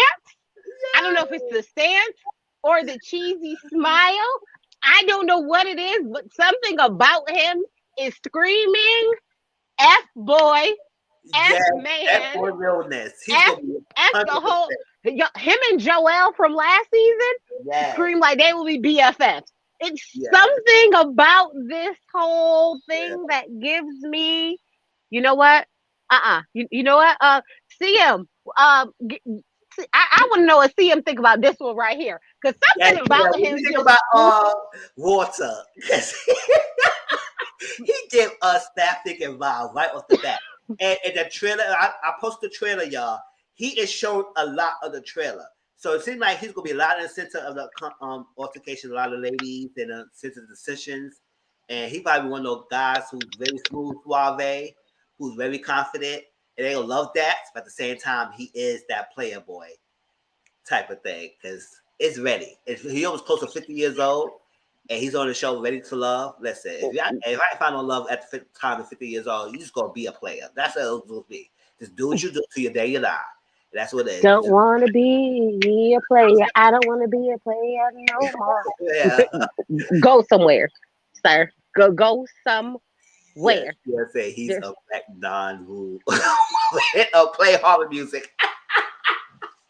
Yes. Oh my gosh. He gives that. I'm telling you, there's something about him that just tells me run.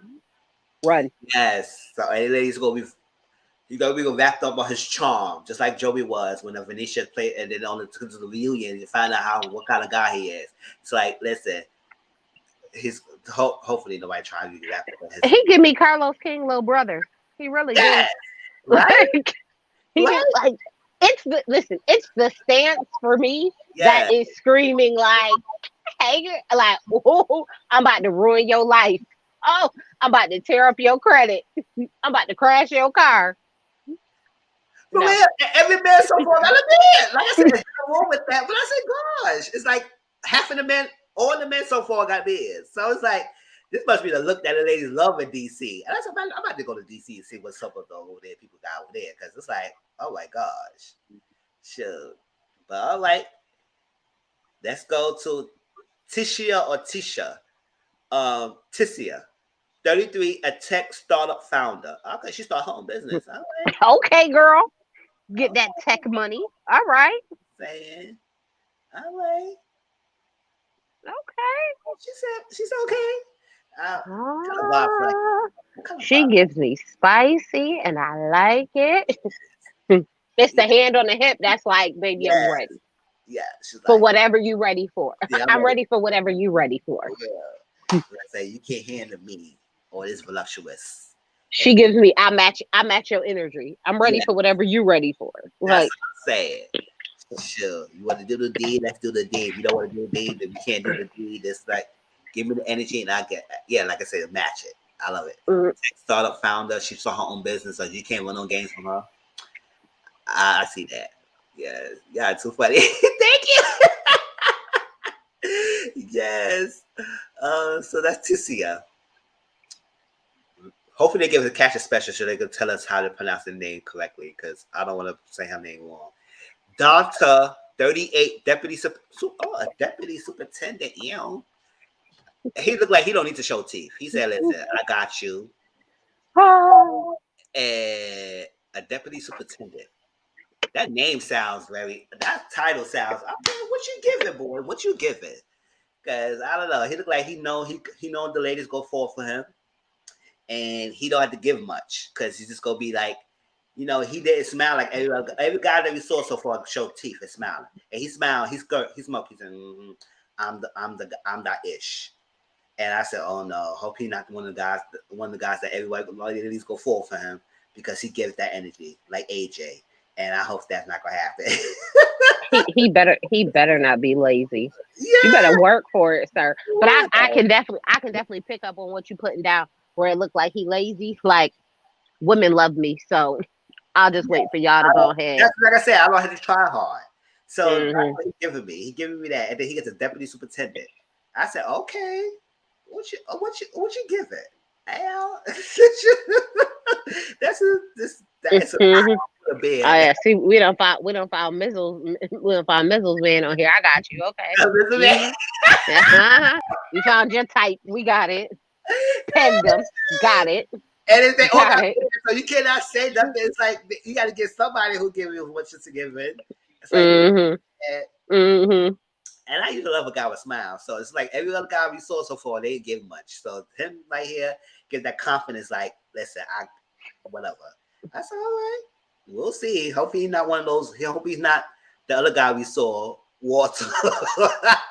And other lady said, listen, he talks a good game, but he's playing just like everybody else. And I said, oh no, not Donta. Oh no. Donta, yeah, he got the exotic name in the title. Shiloh, oh, I love that name. Shiloh, 33, technical program analyst. Does Shiloh give me Liz from last season vibes? You know what she gives me? So a cross between Malaysia and Brandy from Basketball Wives. Oh, okay, I see it. Yes. And I don't know, and then she can make it the personality of Liz. Like she's like, come on, girl, with the dimple. Come on, dimple. Yes. I love the dimple. The dimple. Yes, that smile. She's like, listen, I know what I'm worth. You're not gonna get these goodies. I'm good. It's like, listen, you gotta be grounded by faith to be with me. And I don't know. That's what she give. That's what she giving me. It's like that. That's what she giving you. Totally give. I might be totally wrong, but she give me that type of vibe. Like, listen, no, I'm celibate or I'm abstinence. Yes. Yes. She could snap. She could be on Snap. Listen, I'm living for the backstories. I'm living for the backstories, okay? I'm living for I don't have time for no other man and no bull. I'm just here to find my forever love because I got things to do, okay? I'm booked and busy. I don't have time to be playing none of these games. So either be with me or stab. Either one. Make your pick, but hurry up. I got things to do. But I'm here for it. I'm here for it. Well, and CM said she should be on Snap. I can see that. Okay, we try to play her like, listen, I get what you want. Technical program analyst, she probably knows some things. All right. Here's my question: is this so the dimple is like, oh, you're really smiling because you smile so hard you can see your dimples, but is it because you think of something mischievous behind in your mind, which put that smile on there? So I can see where you coming from it with, but I want to give her the chance, and I feel like once we hear their backstories a little more. Her Martha Julia would be cute. You too much. Her Martha Julia would be cute. Oh my gosh. All right, so next. So we almost 6 persons away, y'all, for 20. We got Cornelius, 39, electrical engineer. Okay, so he make money. But okay, Cornelius looks like he's a normal, I don't know, he's like one of those guys that people might pass over. But you can't. How tall is Cornelius? Huh? How How tall is Cornelius? I don't know. He looks short. I don't know. Don't he? I don't know. Cornelius, I don't know what it is about you, honey, but you look like a cute little milk dud. Just a little chocolate, little drop. But you look all teeny tiny and pint size. Now I could be wrong, and this man could be like 6'1". Okay, all right, his arms look a little longer. Ooh, see, CM must have got the tea. So whose tea got spilled? Who tea got spilled already? Didn't the season even start yet? Who tea got spilled? What did Cornelius done did? That's what I'm saying. Cornelius does give me like he got a baby mama at home. That's what I'm saying. She said, "Stay away." CM, you gotta send me the link. What tea? Sure. Oh, that's why I can't wait till the catch a special because I hope they give us one because he's a Cornelius a Martel. Oh no! Oh no! I just thought the man had a baby mama at home. I didn't think he was that bad. Jeez. He's a Martel. Oh goodness! I always give you that. They give you that power. Oh, so on top of that, he a narcissist with too small clothes, and he cheat. Oh man, that's what I'm saying. Oh, CM, send me that link of that. If it's an interview or something, let me see. I need to see what the background so these cast members or something. Shit, I want to see. Shoot, come on, give us a cast special like you did for season 4. Zadia, 35 personal trainer. Okay, Zadia, all right. I love the smile. I love the confidence that you're giving us right here. And you about to say, listen, I'm a personal trainer. I do what I do. I got clients. I got money, and I'm serious. But at the same time, come on, let's do it. I know Zadia. I don't know. Zadia she gave me that. She's like, listen, I'm a good girl. Like, don't play me. Yes, I'm a personal trainer. I'm fit. I know my body. I know my worth, and I'm conscious about things. So I hope she not that one type of chick who's like, listen, you gotta be physically fit. You gotta eat light. You gotta do this. You gotta do that. Do with me. So Zadia, don't do that. But I don't know. It seems like I like Zadia. As long as she's not a drill sergeant, I like her. I like it. I like it. And her name sounds great, Zadia. So I love it. Person 5 and 35, same age as me. I like a Zadia. You better give it, girl. I want to see you last. Oh, you know what? She'll make a cute couple with your boo, the one that you thought was all cute. Donta. I mean, no. I say he's giving it, but hell to the no, no. He's all right. Like I said, a lot of guys are average, but he's all right. Zadia, I love her. I love the smile she gives me. So I might like Zadia. Corey, 40 years old, fitness trainer. Oh, nope. Perfect match, personal trainer. No, it's not. No, it's not. Don't do my girl like that. Absolutely not. They're gonna have absolutely not. No.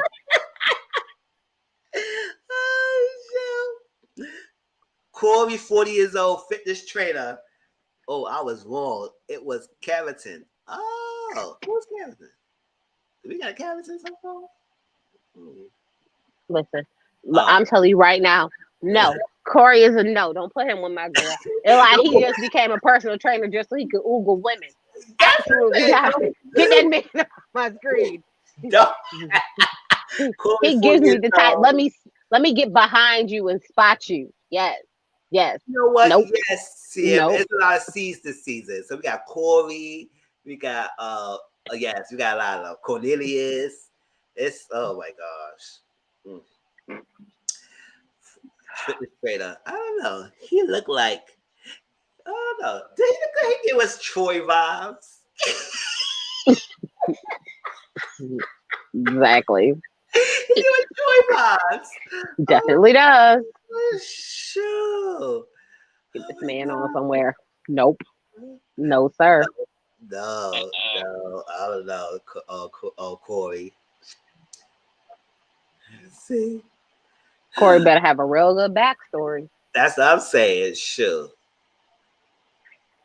I love the lady with the good names. Libba is 44, professor of marketing. I like Libba. What's that? I love her name. 44. It's like she's confident. She still like she could be a confident girl, but I don't know. She might be one of the ladies like, listen, I want this and that. She gave me I don't know. I don't want to say she gave me like Alicia vibes from season 3. That listen, I need this right now. You gotta give me what I want right now, or that you gonna be kicked to the curb. And that's what I get from Liver.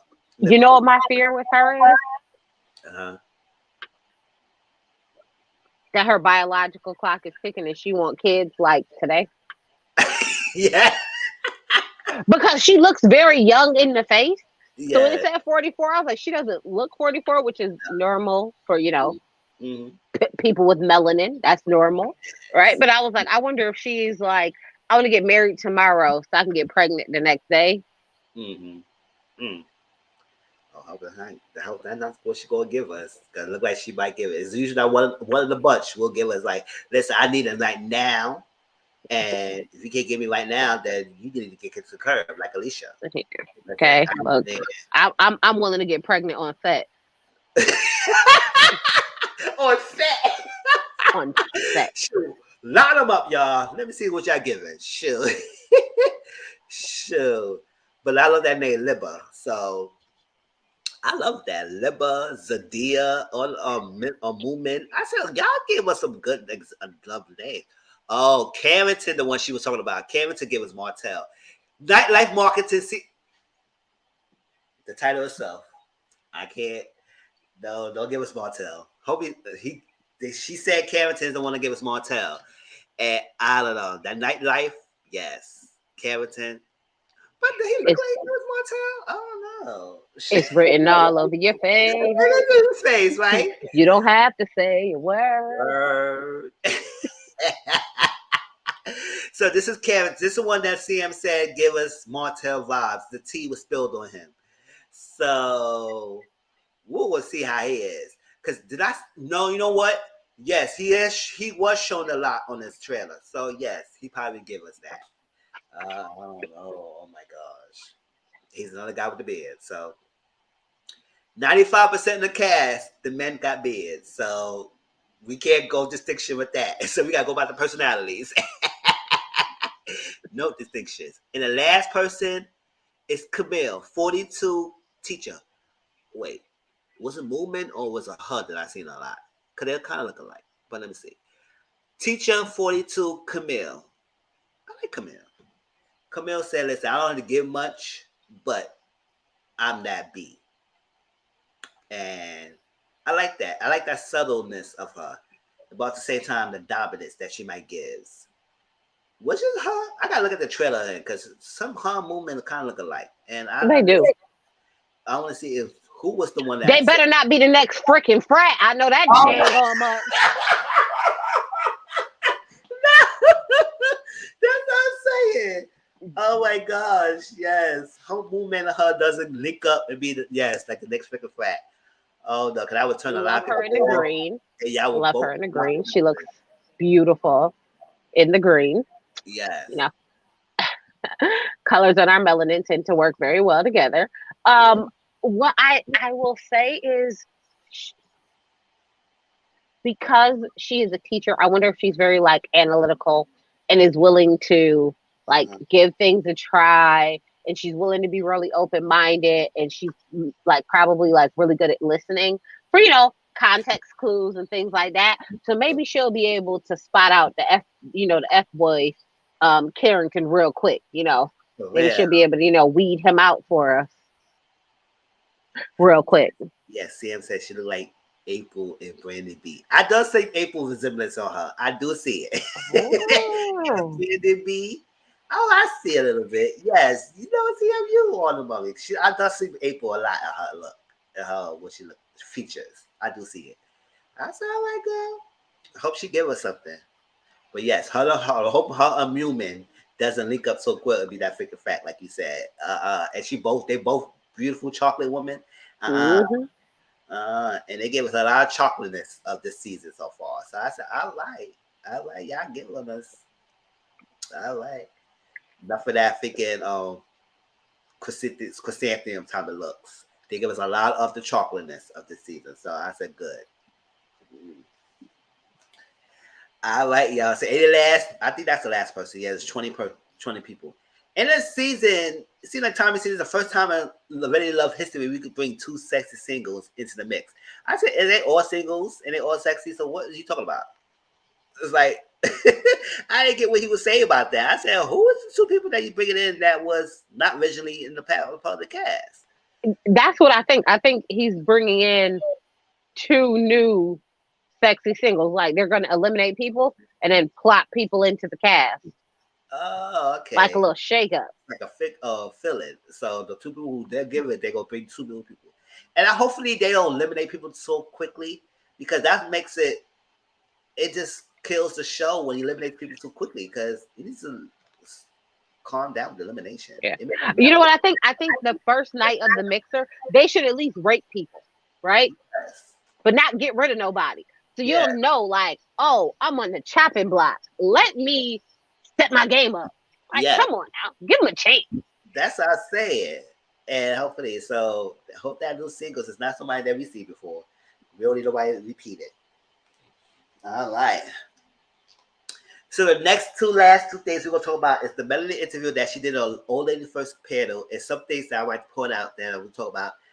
And that will lead us into the Love and Marriage Huntsville reviews of the last couple episodes that I have not talked about yet. So majority of this live will be about Love and Marriage Huntsville. So the interview 157.40. Let me write it down. I know Tracy, you was on it because I saw some of the comments he was posting. 57.49.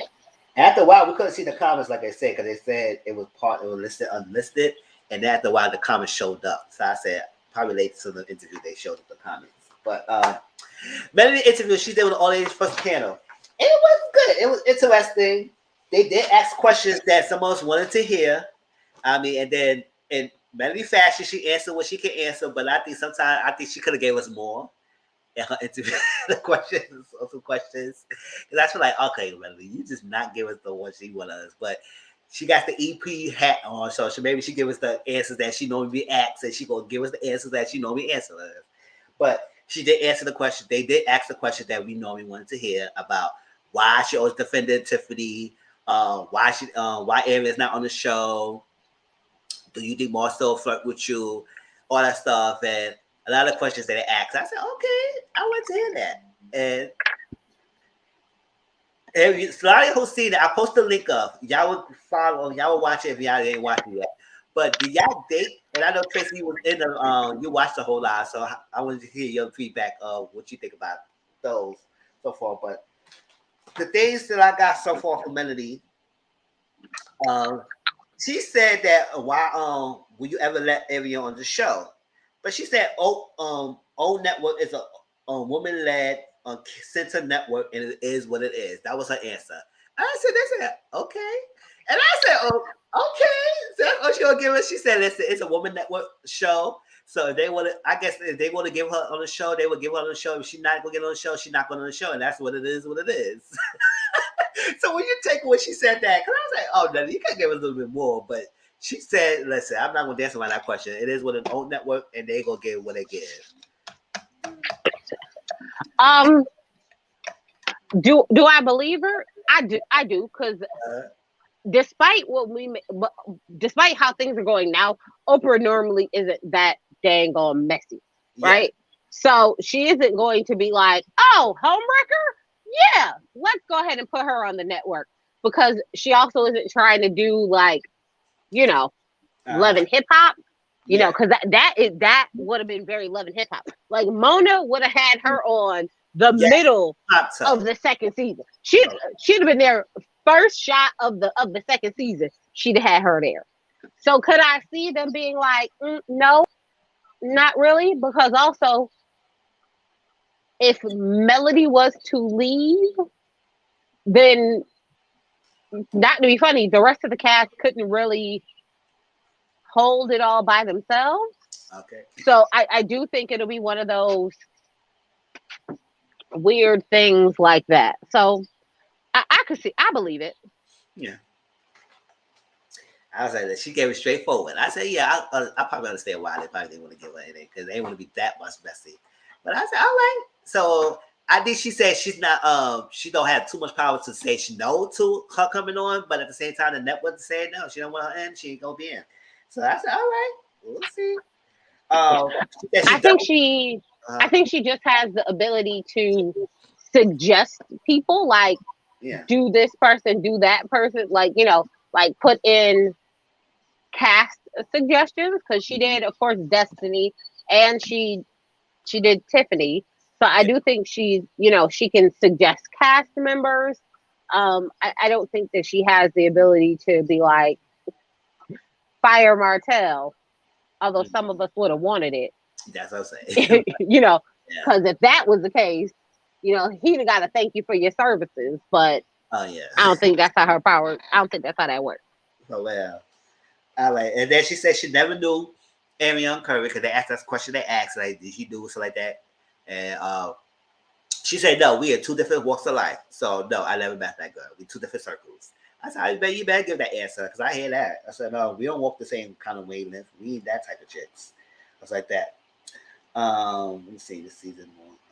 Oh, she said she did mention that how this season it did focus on, and I did see it, that does focus on a lot of other people's relationships because she don't want to be the center of everything, and she trying to have a piece.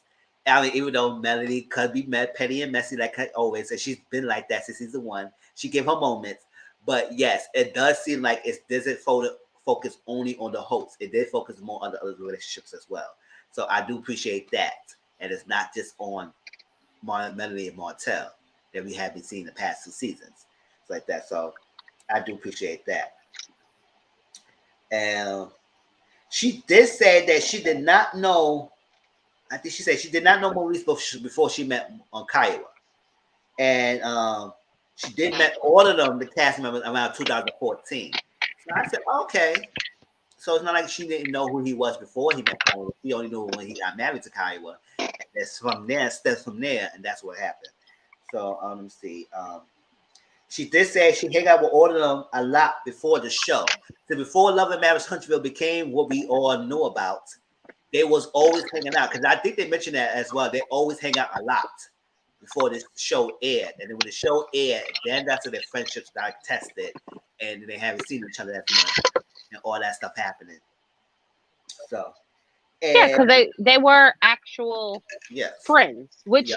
I think is one reason why the show does as well as it does, is because they were actual friends. They do have actual relationships to draw on, right? So you normally don't cut to the white meat, your friend who you've known for umpteen years, you tend to give them more of the benefit of the doubt because you're like, okay, I've known you X amount of time. I know you ain't really this kind of way. Let me, give it a chance. So I think I appreciate that they are like actual friends, and although the friendship ties have severed and they're not as close as they once all were, I do like that they were actually friends because I do think that that's what some of these other love hip hop shows are missing. Yes. you know, people forget that Real Housewives. I think they're missing that we're Yeah. actually Actually, friends. yes, because they're just coworkers, and that's what makes it so cringy. Because they try to play that friendship card, but I said none of y'all really know each other before y'all start filming. So it's like if we coworkers, then you gotta treat each other as coworkers. That's it. We're not really friends like that. And if you coworkers, then you don't know the coworkers. So whatever reaction you get from the coworkers, that's what you get. So yes, I do agree, Tracy. Yes, it's not like they was actually real good friends. And even today, even though they are not close to each other, they still hold that value of that network because they've been filming for 3 years now. So it's like we gotta just know the devil that we know, the devil we don't know, right? Let me see. And they touch on about the flirtation of many. She said, you know what, me and Marcel know each other for years. And that's how we are like that. I don't say that. I would never go that far to say that he would flirt with me and stuff like that and all that stuff like that. But that's how it is. Like she cool with all of the guys and other guys are like that. Kimmy like to touch them around. She said that's how they all as friends. So it's like it's not to the point that I would think he will go out his way to try to do something with me behind Tisha's back. Even though I think he will, but I don't know. Oh, he definitely would. That's what I'm saying. Sure. So that's what he said. And they asked about the personalities of the ladies and can they give us much detail. So she said that Melody, Kimmy, Destiny, and Tiffany, okay, all very direct and outspoken. I mean, that's what we have been seeing. They all say what they say, and they give us that. And she said Tisha is more of a person who she reserved and she holds her things in, and then she don't say nothing until things come and then she blows up. And that's why it makes it seem like, okay, Tisha, you really does have a hot opportunity to keep things in, and then you got to push to get you out of it to tell you what you need to say. So that's the personalities that's given, and she holds her feelings in until it comes out. And when it comes out explosive at times. Okay. She said Destiny. They were saying about Destiny and Tiffany, but she was saying Destiny could hold her own. So I don't need to really defend her as much like that as Tiffany. So they did ask about why she's defending Tiffany. And when she gave her explanations, I said, granted, yes, everybody have their own way how to handle friendships. So not everyone has that one cookie cutter way how to handle things. So with Destiny, when Melanie explained her way of how she handled things, I said, granted, yes, we might not know everything that happened behind the scenes and how things went. So I'll probably understand where she was coming from. At the same time, even though we still always see that he always does come to the fence of Tiffany, and Tiffany can seem like she can hold her own too. So you don't need to say nothing. Just sit back and watch the drama unfold. That's what I would have done. So how you feel, Tracy, about that? I don't like Tiffany, so I feel like Melody, you just shut up and let her get her karma, please and thank you. Okay, I'm not. So Destiny, her first season, her first couple episodes, I had to warm up to Destiny because Destiny came in hot because she was coming for Kimmy. Yes. Which is a no-no, right? Yes. So I don't know if they feel like because they're new friends to the show or being added into that they need to come in hot and spicy and just like laying it all out there. You see what I mean? Yeah. And so maybe it's one of those like, oh, don't, because I feel like Destiny would have, lay hands on her. Like I feel like Destiny just strikes me as the type like, okay, I'm done with this talking. Let's go outside. Because I'm done. I'm done talking. Let's go outside. I would drag you. Actually, she said, we'll get to that. Pretty much. I would drag you. Don't try to play me. Don't play with me. That's what I like. And Melanie said about reality TV. And I understand where she's coming from was like that. Because in reality TV, like, sometimes we do put reality in part of it. It's like, oh, this is what happened, us like that. But I understand that they like jobs. And they had cameras following them all the time. So she said if they did have one-on-one conversations, all the cast members probably would know about it anyway, because we will see it. They would probably know about it. One or two people who had that conversation will go back to tell someone else, and the other person would tell everybody else, and everybody would know about it. So it's no such thing as private conversation. So if you wouldn't say put that person to the side, everybody else was heard about it.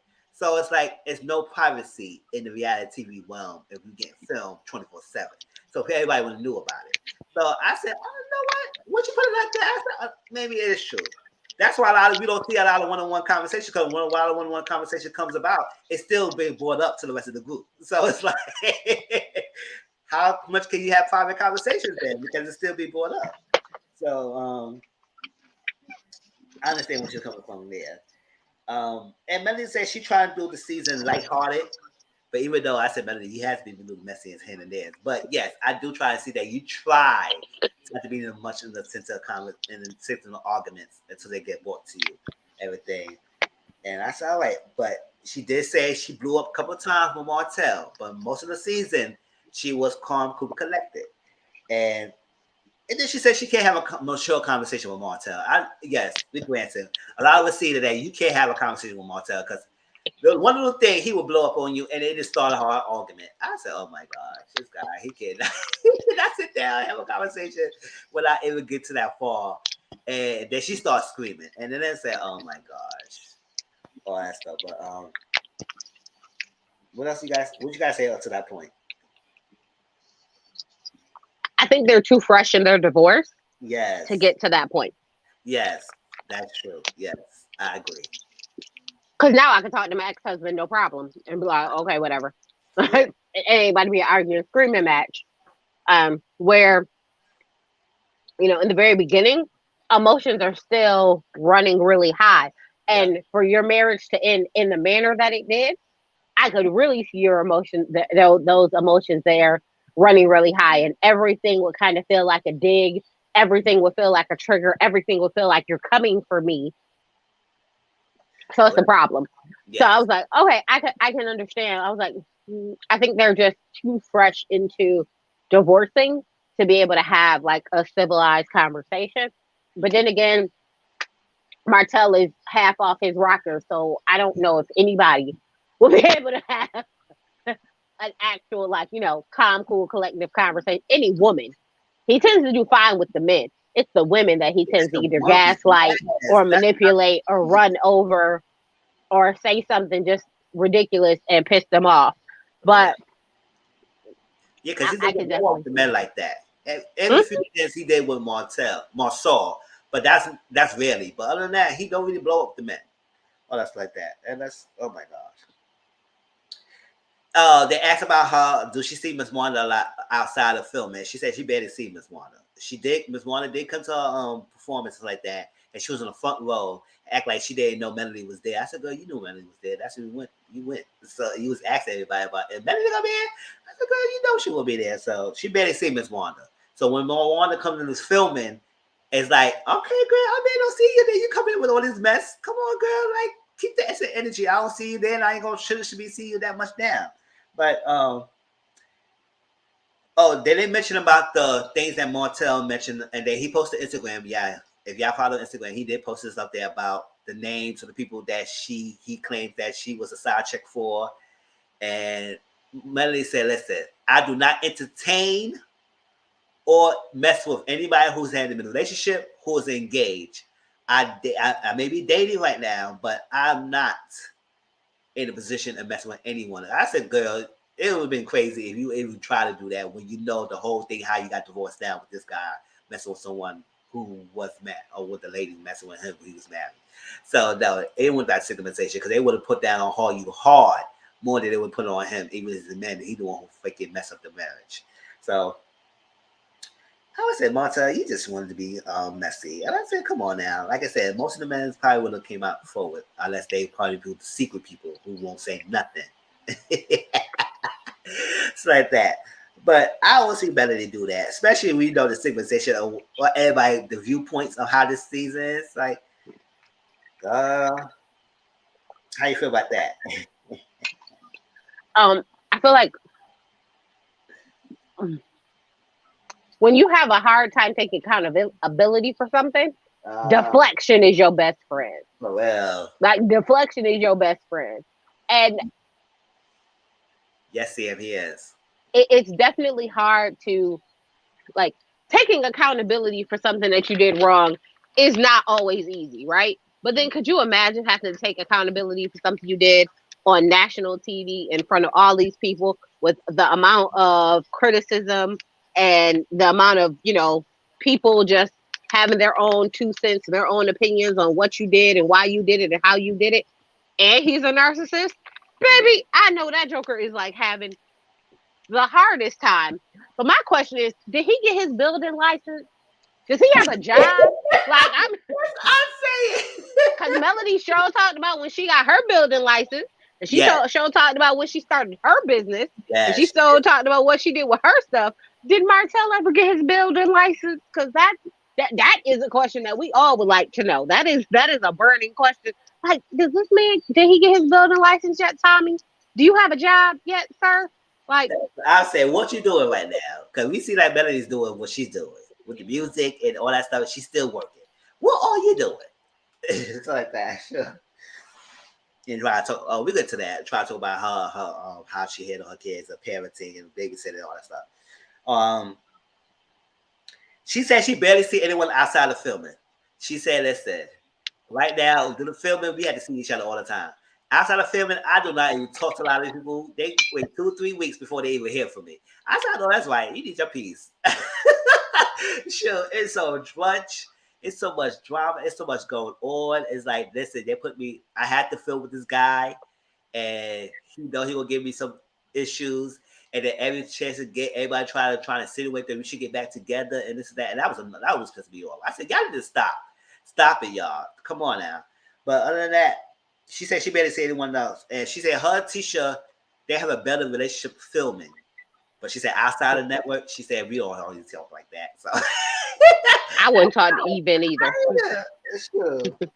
I wouldn't talk to Even either. So I don't blame her for that. That's what I'm saying.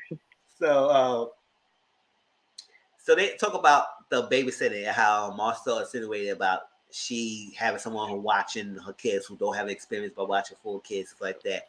And she did apologize to the girl on the thing. We'll talk about that when we talk about the Love of Marriage Huntsville.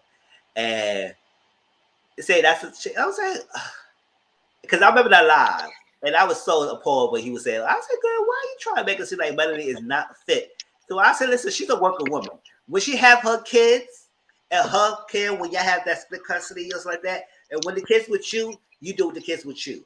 And if the kids with her, she do with the kids with her. She ain't gonna put somebody in front of her kids when she's working everything to harm her kids. And the person she had watching her kids was someone who she knew with for years. It's not like she had a personal stranger. And if she did, she said she had a full staff. She's a single working woman with 4 kids. So nobody who's single gonna have a babysitter who needs the money. It's like, come on now. Even regular middle class people that babysitters watching us when we was growing up, unless we were growing up to watch our own self when I had work. So they would have, and she got the means to get a staff. She got a full staff. You shouldn't be broke yourself. You should have the means to have a staff if you working, right? Sure. So she said there's that. So he cannot talk to me about babysitting anybody babysitting my kids. And I was like, well, that's right, Melanie. I would say this: if you were so worried about who's gonna be watching your kids and where your kids gonna be and who they was around, maybe you should catch your family together. Yeah, Yes. because then you wouldn't have to worry about it.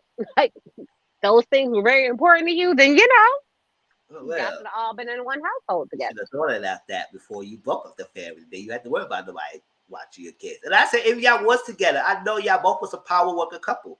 So y'all know y'all had times when y'all both was not at the house and y'all had people at the house watching the kids. So don't act like someone was always in the house watching the kids, because y'all always would been working. It's like that. So come on now. But you had time to have a whole relationship, 5.5 years or 6 years with a whole figure girlfriend while you married. So don't tell me you was in the house, boy. So they talk about the other child, and this is what I was watching. I was reading the people's comments, and some people was like, "Oh well, she should have." I said, "No, she shouldn't do nothing." And when she was explaining herself, I said, "I understand it. It's boundaries. Since at the end of the day, she didn't make that kid, and so she's not knocking the other children to have this relationship with the sibling, and they want to have the relationship with the sibling, but she don't have to be around." But when they have the initial talking of that extra child and y'all have a sibling, that she needs to be there so the kids can see that she's okay with that. But at the same time, she can be okay with it and not to be around it. So I can have okay with that. And not necessarily means that I would be mean about it either. But doesn't necessarily mean that you got to force me to be around that kid either. And I don't understand that everybody would say, well, she should do this. She should have that queen around the kid. Or say she want to bring the child around. All that stuff. I said, why? No, he had boundaries, and he had to respect their boundaries. So she said the only thing she needs to be present is when he had to have a sit down, because that's his responsibility to have a sit down. And she kept her mouth closed all this time. I mean, maybe the kids might know about it because a lot of them, like Martell Jr. and the older lady Mariah, probably old enough to know what's going on, but Milani and the other one probably know. So Um, no, so no, she needs to be there when he have that sit down with the kids to talk about they have a sibling like that. And then when it comes to birthday parties and stuff like that, they mentioned that how it is. She said if the kids have a birthday, and he would have had that other sibling to the party, that's his right, because that's his child. He can have it at his house. I don't have to be there. The kids is with him. And I can have my own party within my house and I invite who I want to have at my house. And he could come, but he cannot be that child. And that's her boundaries. He got to respect that. So I did not knock what the hell she said. But people were saying that she's wrong. And I was like, why she's wrong for not? It's not that she go ahead. Tracy, what you think about it?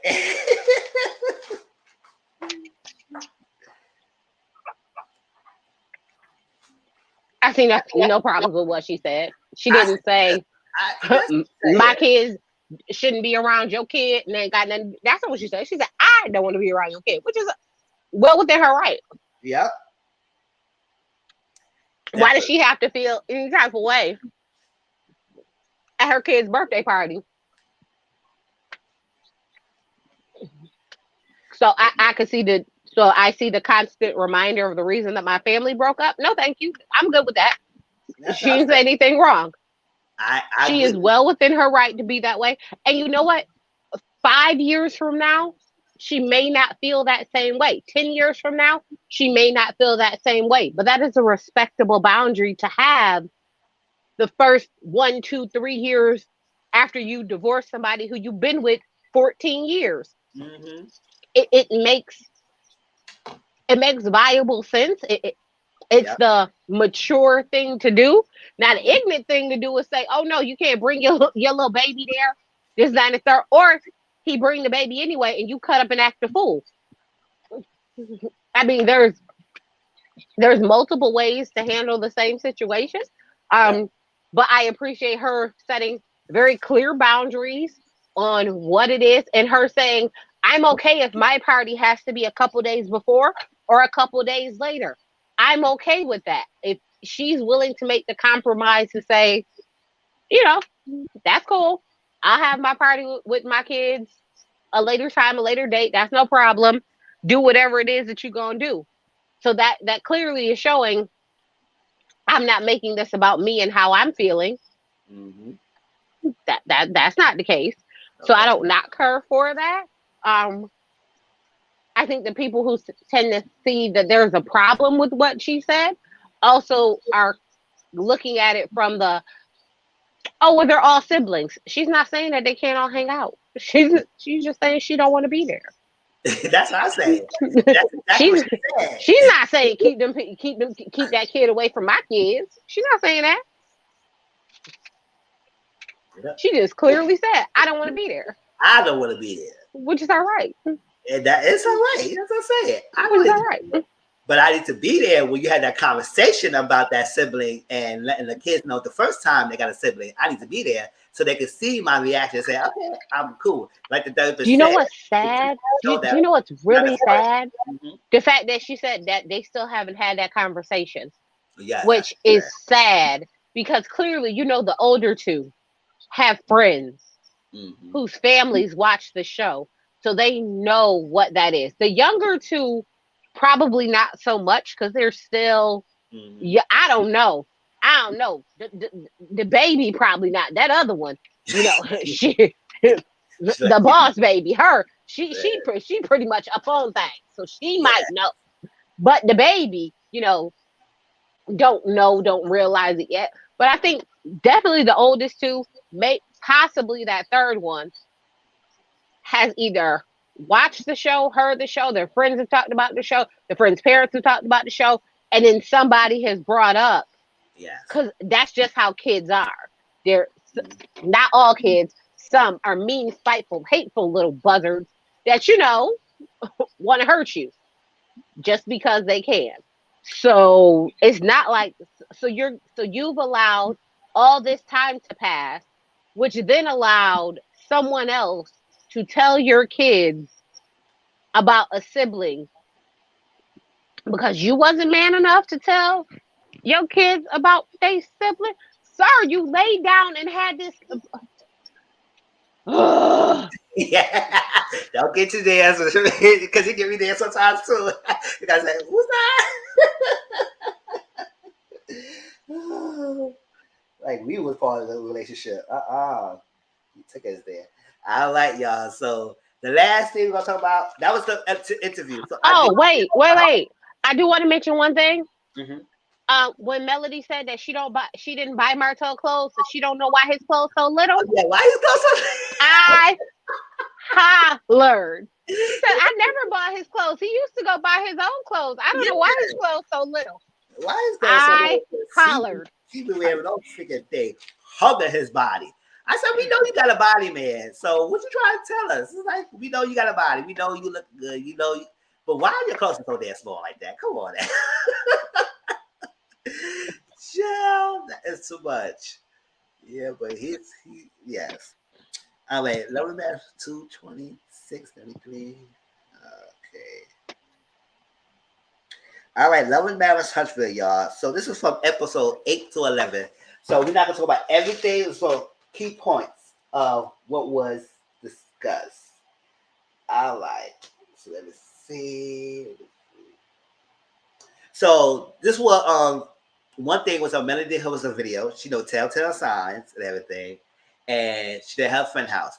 The girl that Martell was referring to on his live video was a girl named Brittany, who been friends with Melody for a long time, and she has one kid of her own, and she stepped up and watched her children while Melody was working and doing things like that. So she apologized on behalf of Martell for putting it out there that you was unfit to qualify to watch his kids and like they make it with some random strangers. I said, shut up, Martell. It's like, what is it? She's a working woman. So as a working woman who's a single woman, she needs to have a babysitter and she has the means. Not everybody who has the means, they have to figure ask one of the family members or a friend to watch their kids while they come from work and they give them a few dollars. You have the whole she said she have a whole staff.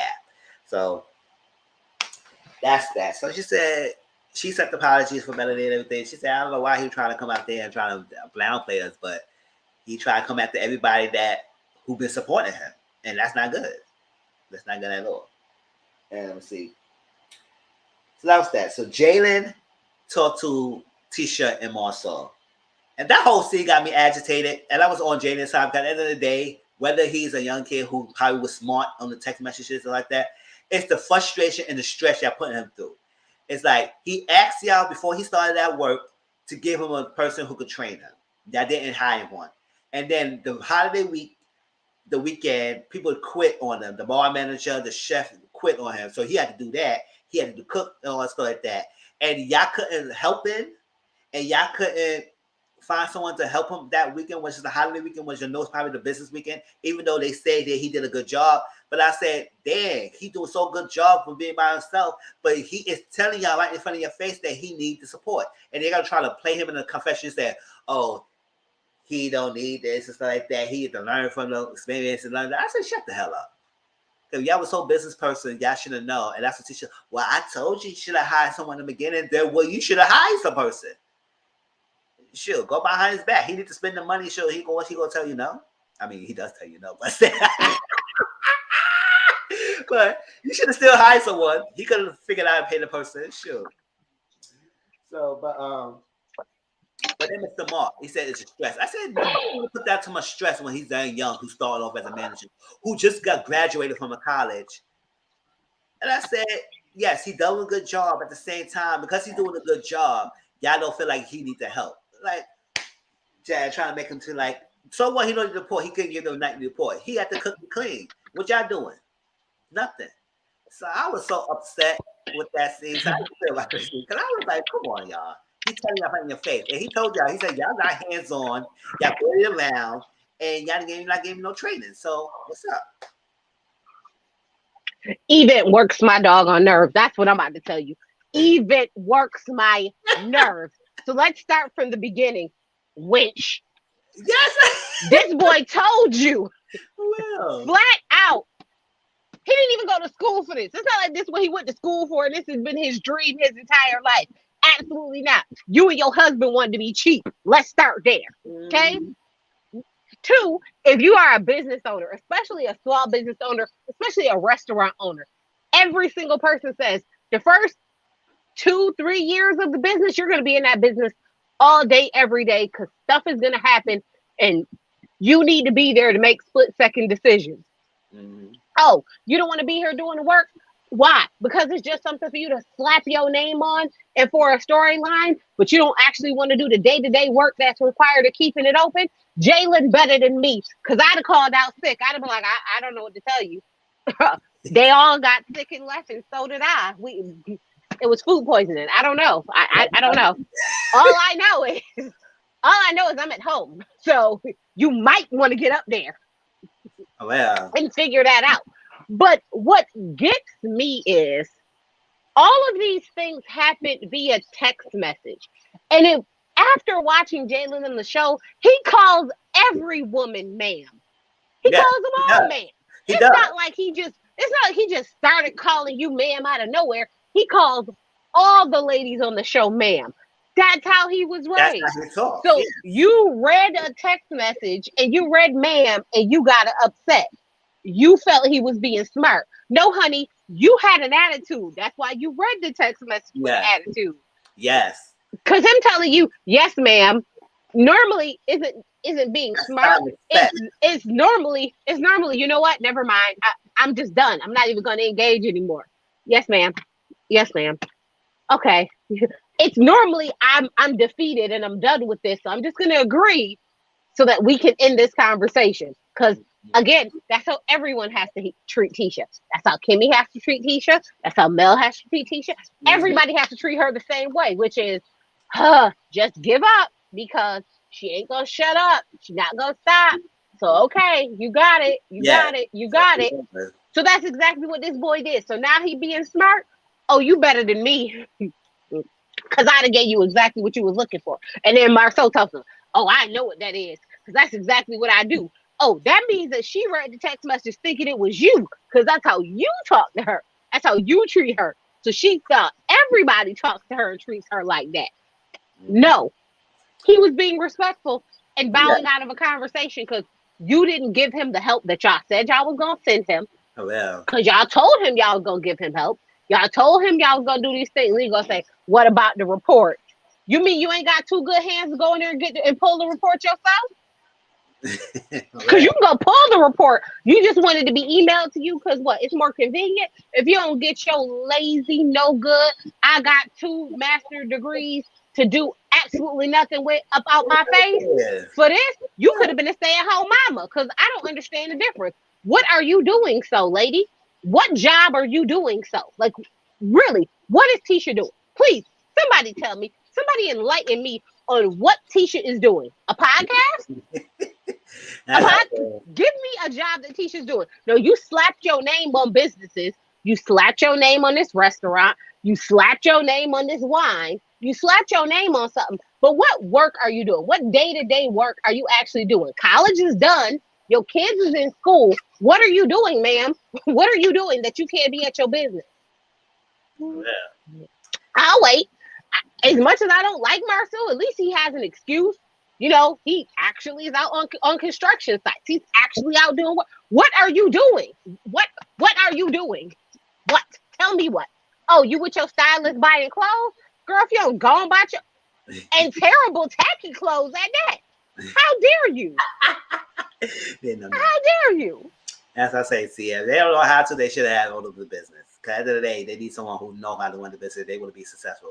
And they lucky that Jenna is doing a good job, even though they have some issues. But still, at the same time, he's good. Like you said, he's better than me because I said, no young person who just got out of college like that would do undue stress on themselves just to pack with a show workmanship. Jalen couldn't have been my nephew because as soon as them folks would have quit and my nephew would have called me and been like, hey, auntie, this is going on. And if I didn't come up there, he'd be like, okay, well, I'm just going to close down then because I don't know what to tell you. You're not going to leave just me in here. Absolutely not.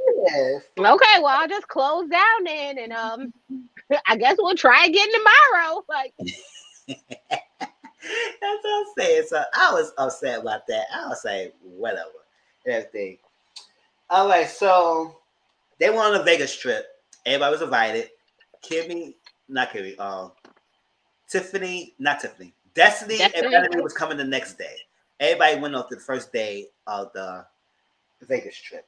They picked their rules, all that stuff like that. And that's when they was in that pool. They was talking about threesomes, about cheating, about more so. So if teacher get a woman, it's not called says cheated. I said, whatever. You so hell bent try to go threesomes with your wife, but you know when I had sex with her, she had a nice, sexy lingerie. Teacher was body. Exactly. Teacher body is banging. And she was wearing want to sleep with her. Didn't you hear him say he wanted to have a threesome? Yes. It's the reason I want to be able to cheat on you in peace. Thank you. Like I normally do. Okay? Just cheat on you in peace. Thank you. I mean, that's what I'm saying. He was threesome, all that stuff. But I was saying, he said the most, and then he said later on the episode, one of the episodes said, well, the most that you surprised me is sex. I said, well, she did that in the last trip, and she had a whole lingerie on, meet you at the door with the lingerie, and all you sat down and talked about was business. That's why I said, Tish, you should have put your titty in his mouth or something like that, because he was not want to shut up. He just left his girlfriend. He ain't had time for her. He was empty down there. You would have did her right then and there. It would have been a X-rated porn season that Lies. He had just left his girlfriend. Okay, he was empty. He ain't had time for teaching her bull. I'm gonna tell you this right now. If nothing else makes sense to me, this makes sense to me. Marceau is telling his mistress, his side piece, something, and he is sticking to the narrative and storyline of what he told her, because you cannot tell me he's very uninterested. He continues to deflect. He continues to make her look crazy. He continues to do these things. That is because he is telling his girlfriend, his secret lover, the place that he want to be, baby, I'm just with her for the kids.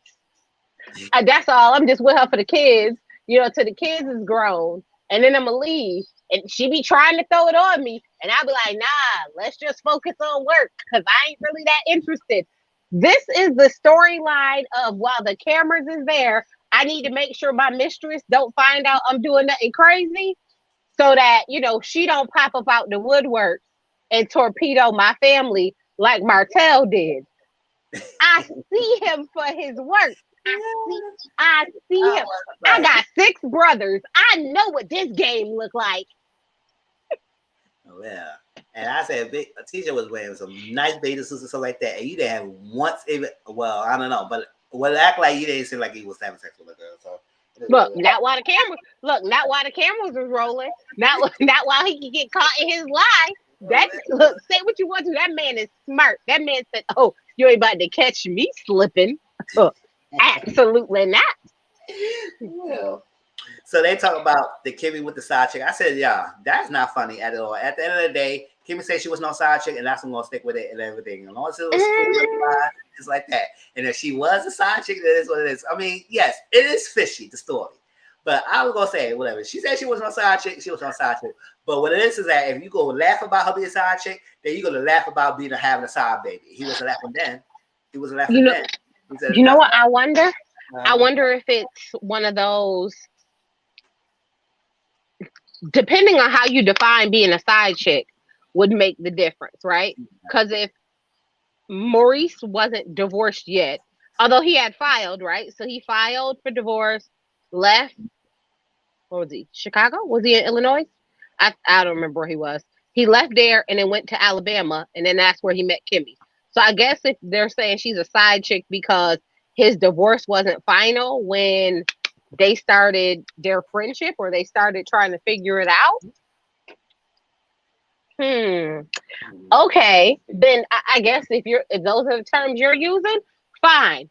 But how about we talk about how we know that you're cheating on your wife, sir? Ariane done said it. Martell done said it. Melody done said it. Where there's smoke, there's fire. We know you being cheated on, ma'am. So why don't you come out with your storyline about how, he cheated on you, but you stayed? Girl, bye. See, I said Kimmy being a side chick is disappointed that her husband getting cheated on by his ex and his ex-husband. Oh, yeah. That's how you want it. Yes, he didn't know the reason why he got divorced, because she did cheat on him. So it was like, that's proven. So it's like, it is what it is. So So Tiffany talked to Lewis about having.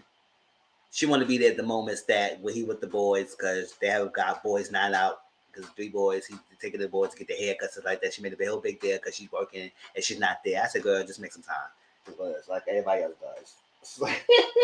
She'll So Melody said that, and she knew that Martell was going to be there. She was like, so I said, girl, you knew it. You were EP of the show. You know damn well he's going to be there. And he's a part of the friend group because they said they want their friends at this group. And you was a part of the text group, the text messages. It's like, it's crazy you're a part of the chain and you going to act like you did not know he was not going to come. I said, girl, shit. When do you think he was going to come or not? He was still part of the chain. So you know he got to be somewhere before it's a possibility he's going to be.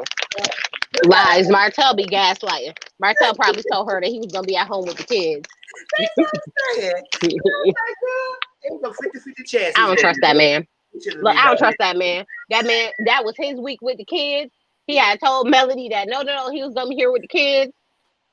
And she was like, oh, I'm not going. So he was like, oh, I'm gonna go and left the kids with my mama. Mm-hmm. That's what I'm saying. Right? Gaslighting 101. I don't trust that man. All right, so they talk about this. So this one, the guys had their own. They was basketball, and Marcel had a private conversation with the boys. And yes, guys talk and girls talk. When you have with your girls and with your guys, that things y'all say with each other usually stay within the group. You don't do it. Some couples does have pillow talk. We do understand that. So you say, "Oh, girl, listen, this is what was told me. This what happens like that." And even pillow talk, you keep that among yourself. So later on, Tiffany didn't get that memo, and she just did all that stuff later on. So we get to that point. But yes, Marcel talked about how he didn't like the surprise pop up with the therapy session. He didn't like that. And then he talked when he got with Tisha, she was very confident. Her shoulders was wide. She was there and all stuff. But now she's not there. She's not that anymore. And then I guess he getting turned off about that. She now has the confidence. And I said, well, the women who don't have confidence in themselves after years being with you, it's something that you probably doing or something that she experiencing that make her not to have the confidence that she had when she was first got with you. So it's either you was doing something. That man cheated. He cheated. That man cheated. Here we go. You was doing something that made her feel like, wait, because women who have too much confidence that you made it and that you turned off that you don't have the confidence, it's because you dwindle, you pick, and it's like one of my channels that I liked a lot, Erica the Never TV, she mentioned that how some guys, when they choose a woman that they know that's very confident, they get that woman and they break her down. They break her down to the point that they want her how they want them to be. And then use that as a clutch to, like you said, cheat on them to move out because she's not the type of woman that I marry. I said, that's not, well, you poked them out the woman and you belittle her for years to the point that she just doesn't have that. And then you made it seem like, oh, because she's not that way, you got her first, then you turned off. I said, what? And they put it, it's like, well, you got with her and you didn't want her to do things that you didn't want to do. You made her the way that you was and you try to play like she's not the same. She's like that because how you were, how you handle her. So I was like, I call BS. Yeah. I call BS. Tisha wasn't confident not nan day in her damn life. Not one. You ain't about to get me to believe that foolishness. Absolutely not. She was the one. Didn't they tell you she grew up on the other side of the track and she had speech issues? Girl, bye. If you think I'm dumb enough to believe that at one point in your life you was confident, you probably was you were faking confidence. You were in the mirror telling I'm good, I got this. And went out there and put a brave face on. But girl, bye. The lies you tell, you was not confident by nobody's stretch or standards of the imagination. Girl, bye. Absolutely not. And I say one thing for certain, two things for sure. He has been the same doggone way since you've met him. Yes. Ain't nothing about him seemed to change. He gives me very much caveman, stone age. He gives me very much, 1940s. Nothing about him seems to change. No. She has probably changed over time. Mostly probably because the people who she's now around. Because something about her family gives me, he got money, Girl, no, just get kids and stay at home and let that man take care of you, is what her family gives me. Mm-hmm. So you want me to believe that after seeing that bunch that you call family, your mama and your cousins and all of them, you want me to believe that they can't? Good. Confidence came out of that tree? Girl, bye. The devil is a lie. I know you lying. Absolutely not. But I will say this: if you've been this way for, let's say, 13 of the 15 years that y'all been married, and now you've decided to change over the last two, don't be mad at this man because he ain't catching on to the change as quickly as you want him to. Why? He been the same person he's always been, and now you want to change him now? To me, that sounds unrealistic. He's he's been exactly who he's always been, but Same. now you want to change him overnight? That don't even sound realistic. Did he bump his head or something? Because that don't sound realistic at all. That You know? I've always been this way. You want me to change overnight? Nope. Uh-uh.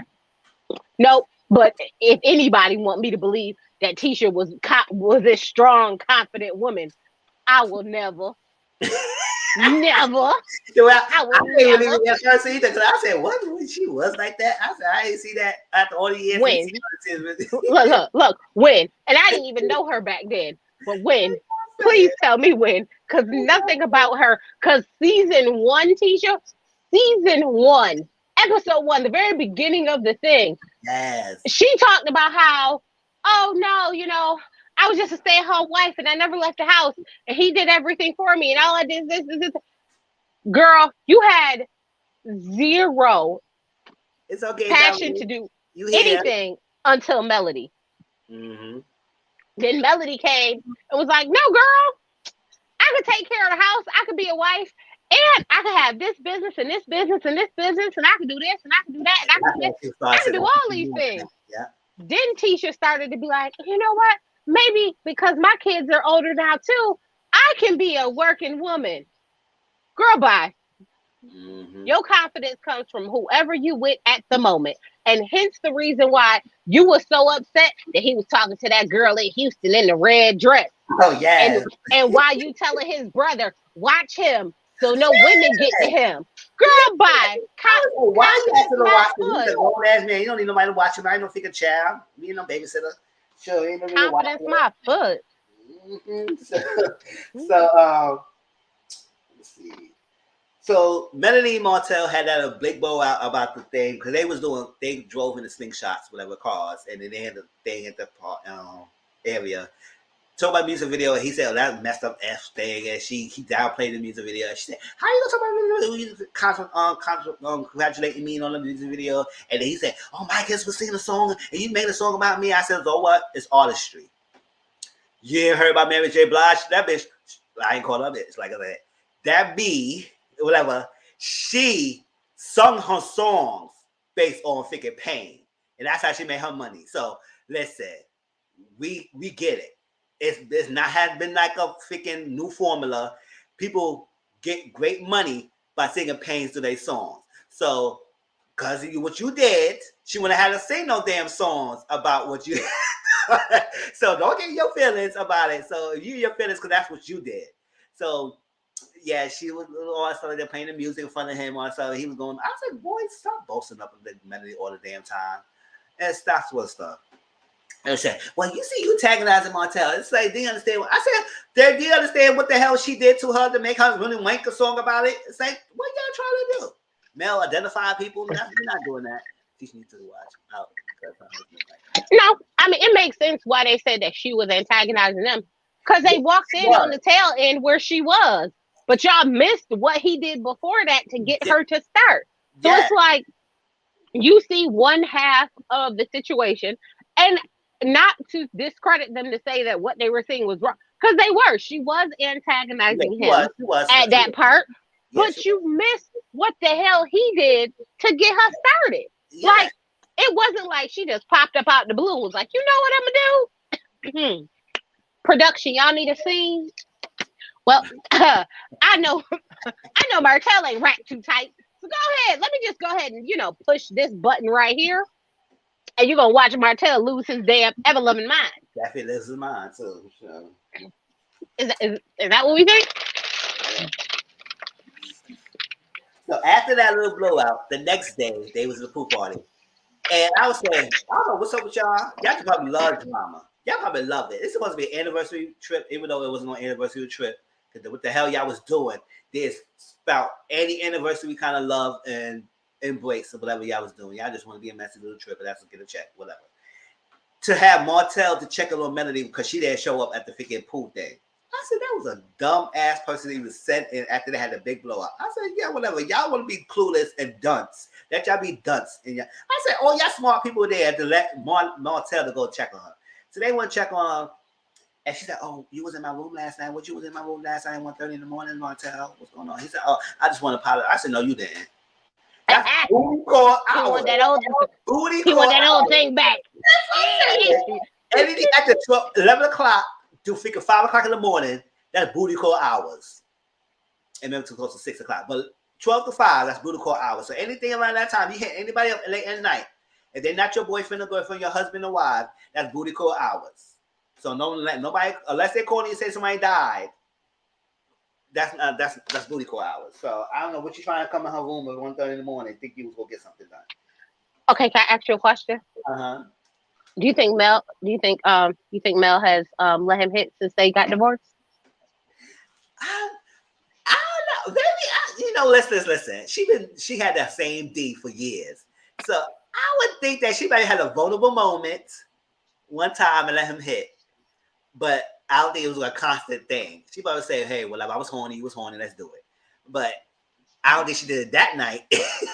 I'm gonna tell you right now, I definitely think that while the season wasn't being filmed, that couple of months where there's no filming happening. Oh yeah, just because I can. Oh yeah, she got some of that. Yeah. She got some of that. Oh yeah. That's why he thought, oh well, we're here together. Let me just vacation is Vegas. Creep up in this bed after hours when the camera crew gone. Well, that's why so he get coleslaw and everybody was all on his D all his years because he must know how to put it down. Big ass frame he got. It was boring that she want to have no 56 years relationship with him. And she would want to have 4 kids with him, but that's what I say. Yeah, I've definitely heard the stories that Martell is yep, that he's blessed in that area. Yes. Shot this not happening. So they had this game. Why with the Whitlows? I said stop it. It was questions. That's all you gotta say. You don't pick no fancy name with the same ass games that we played for years. It's questions. So questions, and if it happened, it's a true statement to you, you take a drink.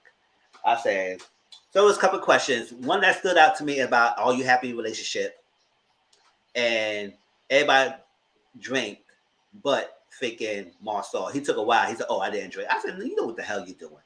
Marcel know what the hell he's doing to get teacher buttons. And I said, you just play with it because it shows in her face that she ain't trying to play it off. I said, teacher, we see your face. We see this camera. We see the TV.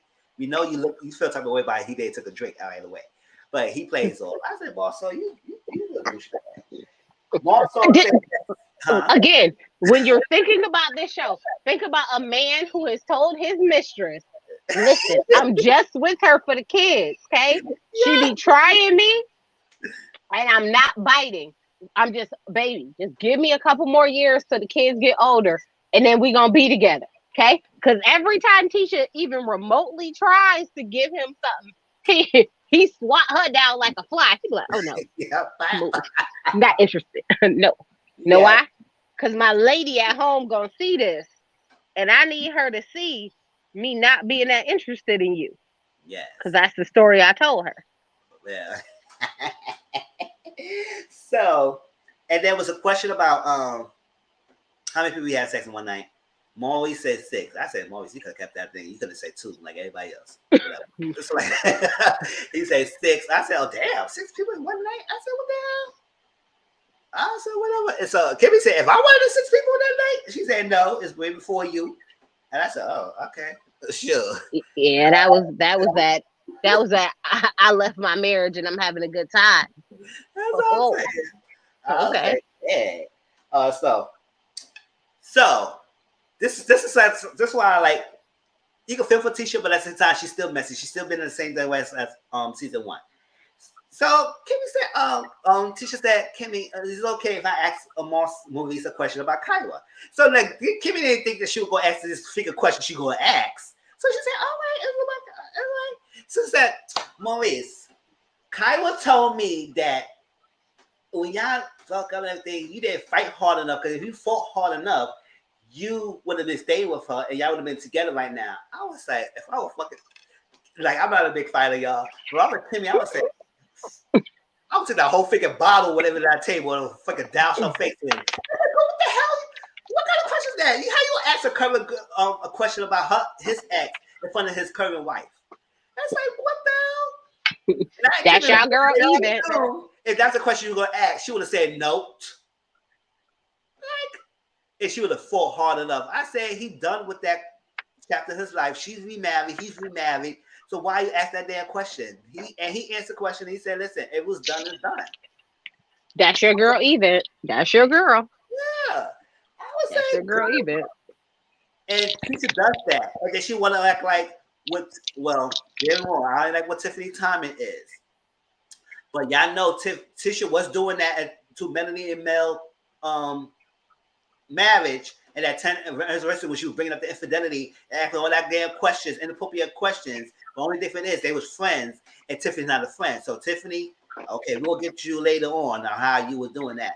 But they were friends, but still, you were still doing messy. So, and you were doing that now. So, girl, you like to be in your messy. You like to be at other people's marriages, but when it comes to you, you want to be all docile, act like you so turned down, and you so freaking about to cry a tear every 5 seconds because what Marcel do to you. So, girl, you can't have both ways. You gonna be messy, you gonna stay in your marriage. But that was a messed up question, and I was like, even Kimmy didn't like that at all. She didn't like that. She had a confessional, but I said what Sheila told her right then and there. But I wish I wish Tiffany would know Marceau's side piece information because she'll spill it. She'll say it. yeah. I don't listen. I'm gonna say this. I don't like Tiffany, but she is a messy little heifer. Her and her husband, they both messy. They both messy. They like the mess. They in the mess together. So I'll give her one thing. She sure asked the questions you be wanting to know, though. Yes, she did. She did. And I'm gonna get to that segment there because at the end of the day, we get to that because it's not everything. So Lewis told Tiffany about what they discussed in the guys' night. So Tiffany soaked that in, and she gonna use that later on. So the guys and the ladies had separate activities. So this is the later on I'm about to talk about. So they really shows the guy night. So the guy night was a fun time because usually production don't like to show all fun times. You need to have some drama in your clip. And guys usually when they get together, it's strippers, whatever. They have played, they blow their money, they drink, and they have a good time. So it was much shown in their part. The girls' night, well, it was like an empty ass club. It was one freaking dancer shaking her behind. They didn't even do much, and that's it. And they sat down. So they was talking, and Tisha asked about advice. No, she asked about that later before. She asked about advice. I said, girl, you 15 years old. You were 15, not 15 years old. Oh, that was talking about long conversation, y'all. She been married for 15 years. So you should be giving us the damn advice. Don't be asking us about advice to your marriage. So it is what it is. It was supposed to help everyone else. So that's that. So Tisha was going around and talking about things like that. And she was talking. And so, so Tiffany started piping up. She said, so y'all just stayed. I'm not putting it in order, y'all, so I'm just remembering what I heard. Remember. She said, so you stayed with the marriage with, for kids? She said, no. So Destiny said, that's an appropriate kind of question. I said, whatever. Y'all was probably thinking the same thing, but hey, Tiffany said that. So y'all days for the kids? She said, no. And so that stuff. And they talked about the surprise. That's what brought up the question, the surprise. And she said she might want to do a surprise thing. She said, surprise, I don't think you want to do that because according to what Marcel told Louise, he told me that he didn't like that surprise thing. So if you call it a surprise, that means something's wrong with the relationship. Is an issue in your relationship? And fascist, classy Tisha answer. She said, no, we all good. We better than ever. You know, like, even though he was trying to buy, he still listens to me more. Okay, good. He did that little date night coming out to keep you shut up. But don't act like he was listening to you like that. So after a while, that Tiffany kept hammering on Tisha. You could tell that Tisha was not liking anything, but she didn't say nothing. Definitely brought it up as she the first started defending Tisha towards Tiffany. And that's how Destiny and Tiffany got back and forth. And that's where it got heated too. Destiny said, I will drag you behind, girl. Don't play with me. Don't play with me now, whatever. So Melody piped in and she said, tell her an example of what she needs to be coofed about so that in the future. And she mentioned that in an interview. Tell her exactly what's the example so she won't do that again. But that she won't know unless you tell her all that stuff, all that craziness. I say this. I don't like Tiffany either. I don't like her timing is definitely off. Her timing is definitely off. She doesn't read the room. She doesn't understand what people do. It's not wanted. But Destiny, girl, she was not talking to you. And I guess that Tisha wanted someone to talk for her because Kimmy didn't say nothing. Melody didn't say nothing. They were both close to Tisha's friends. They didn't say nothing. They just let her fly. You the one want to say something because you still feel type of way about your brunch. So you took your hurt about your brunch and put it on Tiffany when Tiffany was only talking to Tisha. Now, yes, you want to defend Tisha, but you took it upon yourself because you didn't get over what should happen. So you put that beef on your own, and that's how you, Tiffany, got at it. So if Stephanie didn't say nothing, she kept quiet just like Melanie and Thing, I don't know how far that Tisha would let Tiffany keep asking her questions, but I want to see how it played out. But since Stephanie came in, and that's how that just abruptly and it got Destiny heated. That's why everybody act like she don't know why Destiny was so mad, because it just came out as like she wasn't talking to you. She was talking to Tisha. So how you feel about that? Like I said, I don't like Tiffany. Her timing is off. But at the same time, it was between Tisha and Tiffany, not Destiny. And Destiny put herself in it, and they got her all riled up. And I do believe that Melody does defend Tiffany a lot. She does defend. I'm gonna keep it that. She does defend Tiffany a lot, and Tiffany don't need to defend it. She can handle her own stuff. If she go put herself in a situation, let her handle her own battles. How you feel about that, Tracy? All I said, I was like, Destiny, shut up, because I need these answers to these questions that Even is spilling. Shut up, Destiny. Let her talk. Let her dig herself in this grave. Shut up, girl. We all want you to go ahead because, you want to pretend like.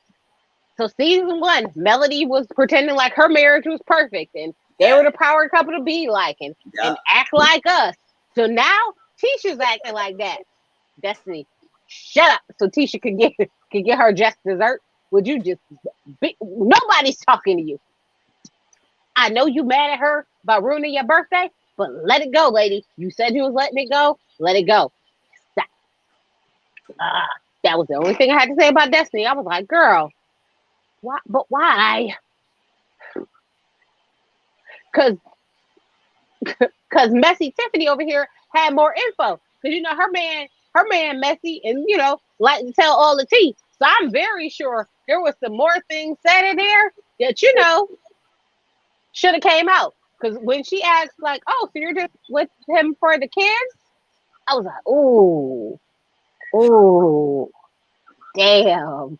I mean, let's be honest, y'all. They did say they got married very quickly when she got pregnant. That was before they got married. So it's not far-fetched for they even say that was the possibility, because they didn't get married for anything else but that she got pregnant. Mm-hmm. They said out their own mouths, y'all. So. Mm-hmm. So how much love was there before they got married? Not much. So, and it has been 15 years. So it's like they play their roles. So is that far-fetched for even her saying that?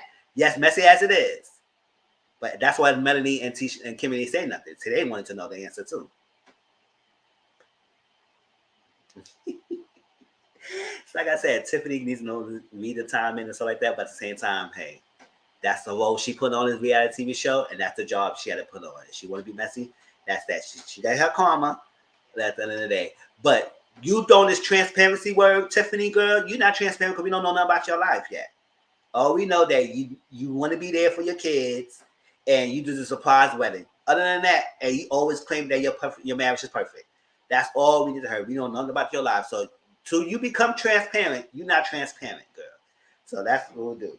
You direct the confrontational, but you're not transparent yet. So Tiffany, you learned about the word. Okay, let me see. So the last night, the wedding chapel. So Tisha talked to Marceau about what happened. Marceau said the guys had a good time, and stuff. So they said, "What's going on? What's up?" So she said Tiffany bought some things up or something like that. He said, "What's going on?" And she was mentioning how things went awry that you talked to Lewis about how I was not confident and all that stuff like that, and I'm insecure. He said, "Well, I don't think you're insecure." She said, "I'm insecure. I just had insecurity." He said, "Yes, you got some insecurity." So like that. So she said, outside people and family talk about to me about how this is going on. So he said, "You let outside people influence your decision to come to me and everything. You know what I am and all stuff like that." I said, "Listen, and you should listen to people outside, people who don't got the influence." I said, "Granted, I understand what he was saying, everything. I'm a single person. So I can see things in my own viewpoint and I can see it's like that. But I will not be upfront trying to give unsolicited rights to marriage people who've been married longer than I haven't been. I've never been married. So I can't really say, I can say with my input and opinions, but you don't have to take what I say because I'm trying to get to your status. So if I'm not in a marriage, so how much I can give marriage advice? So like that. But at the same time, it doesn't mean I don't have an opinion about it. So Tisha don't have to take what they say to use in her relationship. But the only issue that I have is that it's not because Tisha believes what the people are saying. It's that she might have their own doubts of herself. And she had the outside people solidifying her own doubts. So if she had that her own mind, then what they saying is fueling what she already believed. So it wasn't about so much about the outside people fueling her. It's that she may feel this type of way. And if she just had that fuel that help her feel this type of way. And it doesn't help that you does not help alleviate some of her doubts and fears and insecurities that she has about how you move. So she may feel type of way, and then outside people might probably put her at ease that she may be not bugging. And so that's why she feeds on that. And you're not making it any better. So the fact that you may seem like, she's not, I say, yeah, she like to listen to outside people that she like to listen to, but I don't think so much as outside people influence her. I think that's how she feels. And she's probably using that as a scapegoat that she listens to other people. But no, deep down inside, that's how you feeling because your husband is putting you in that situation to make you feel that way. And you just had the outside people solidifying your fears. And that's what it was. And I hate that he tried to deflect all the time. He said, "Oh," she said, "So what can I do to make more of the time?" "Spend time with me, with the kids. Like you barely last day." And he started going off about, "Oh, I got to make the legacy and the money and stuff like that. And people are not finding the finance. Do you listen to people who make finance?" I said, "What that have to do with the hell she's saying?" And it's like I said, you always throw that work and business and money and stuff like that. And then what she's saying, she said, "Spend time. You your own boss. You're not working for someone else. So you could make the opportunity to spend time with your family." Y'all remember the first season, he didn't know one of his kids his son had allergic to peanut butter. So that means you don't even know your kid like that. So spend time with your damn kids. And she asked you for that. You your own boss. You got the opportunity to make the means to work. You don't have to work all the time. You can bring your laptop with you. You can delegate orders. You don't have to be around all the time. It's like you just don't want to be around home all the time. That's your issue. You don't want to be home. So don't try and play it off. It's like you can't find the time to spend time with your wife and your kids. All right, I said a lot. I need to rest my voice. So Tracy, tell me how you want to. Didn't I tell you? You think of it as a man who loves his mistress and what he's telling his mistress. That sounds like a perfect storyline. You're never at home with us. You never spend time with me. You're never with the kids. You're always working. You don't want to be with us. You don't want to touch me. I try and make advances to you. You're not interested. Sounds like a man who's in love with his mistress, and his mistress might watch this show. So he need to make sure what he told her matches up with what she gonna see on TV. Well, well, yes. It's the same line. You're going to keep sticking with it. I hear that. I say granted. I say it make a point every way, shape, or form. That just like you're not eliminating none of the fire that people thinking about you also at all. So you mentioned about surprise. He told her straight no. Don't do no surprise wedding a vow renewal for me. Don't do that. I want a private one-on-one thing with me. And she said, why I gotta be private? Why be private? I said, Tisha, you always want somebody's public opinions about you, girl. Because it needs to be in private. He don't need his mistress seeing. You Yes, hello? yes, I get you. I get you. I ain't knocking you. Because it's all about the mistress. Right? That's it. Oh, sure. So he said no.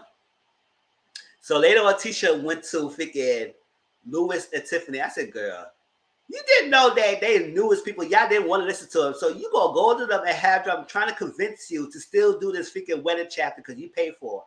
I said, Grace, if I pay my money, I said, whatever, you gonna still go. But he told you no, he's not doing it. So Tiffany and Lewis, they said, well, I'll push her into this. So we're gonna do our own vow renewal. It would have only been married for freaking 5 minutes. But everybody was playing around how short they'd be married. So they throw different numbers. 5 songs, 5 minutes, 11 months, all that stuff like that. They be married for a year. But still, they did the vow renewal. And Destiny like that. She said, oh, absolutely do. She said, oh, I said, because you don't like the girl. Anything she does will aggravate you. So it is what it is. Whatever. I don't think she did too much. She said, absolutely. I said, if I'm married to somebody that I really love, I said, hell yeah. I'm married to something like that. You can say I'm extra all I want because I'm on the altar. You sitting there watching me. So whatever I said, whatever I said. Sure. If I said hell yeah, I ain't gonna say hell yeah, it's a church, but I said yes, definitely. All that stuff. So there. So they said, Marcel, you don't have to do the vow renewal. Can you just stand up and say how much you appreciate your wife? Because she did put the planning and everything. She planned and you paid. So she did all this planning. Can you just tell how much you love the girl? He didn't say none of that. I was like, oh my gosh. Like you Tracy said, because he told his mistress he got to pay your interest. And he didn't want to do that. I said, oh my God. So she's sitting there acting like she's so fine with it. I said, girl, you're not fine, girl. You better, Tisha, girl, you better than me, girl. Because I always say, oh, hell no way, 15 years. And so, no, you're going to do 25 years like we discussed. Discuss 25 years? That's only 10 years. So when it gets to 25 years, I mean, over people, no, man, don't try and play me. Don't try and play me. Because she gonna have them divorce papers sitting there. That's what's gonna happen. No more child support. Like, okay, Yes. I can drop her now. I will. And so last thing happened was the dinner thing. And that's too funny. Yes, right? That's too funny. He didn't do nothing. He just said, nope, I'm not happen. I'm not. They want to say how much he loved his wife, then nothing. And she just sat there. Oh, I'm sorry. I shouldn't laugh at that. I shouldn't laugh at that, should I? I find it hilarious because when someone tells you they don't want to do something, how do you feel like you're going to strong arm them into doing something because you want to do it? They told you no. So everything that happens after that, to me, Tisha got exactly what she deserved. Yes, that man told you no. He told you no, girl, and you know how he is. And so when Melly talked to Tisha afterward, he said, well, we could at least say how much he loved you and everything. And I was like, that's too messed up. He said, when the people don't understand my son and they don't understand him, I said, obviously you don't understand him because he told you and you still did it. So obviously you don't understand your old husband. Y'all been together for 15 years. That's what I say. Sometimes quantity does not define the quality. So you could marry for 20-something years and still probably don't know your spouse. You just married because you got married. It's convenient. Y'all stay together. Doesn't matter. Y'all know each other. Because obviously, if you know he didn't like surprise you, should not did it. Even though the Whitlows try to convince you, and he told you no, and you still did. I was like, girl, he embarrassed you. You embarrassed your own damn self. I bet you like surprises from his mistress. It's who's giving him the surprise that matters. That's what it is. Let's call a spade a spade. Because again, I told you, every time I watch this show, I'm like, this reminds me of my brother. This really does. Like, yep. I'm gonna say whatever I need to say. to your face when people could see. But then, behind closed doors, I'm a completely different way.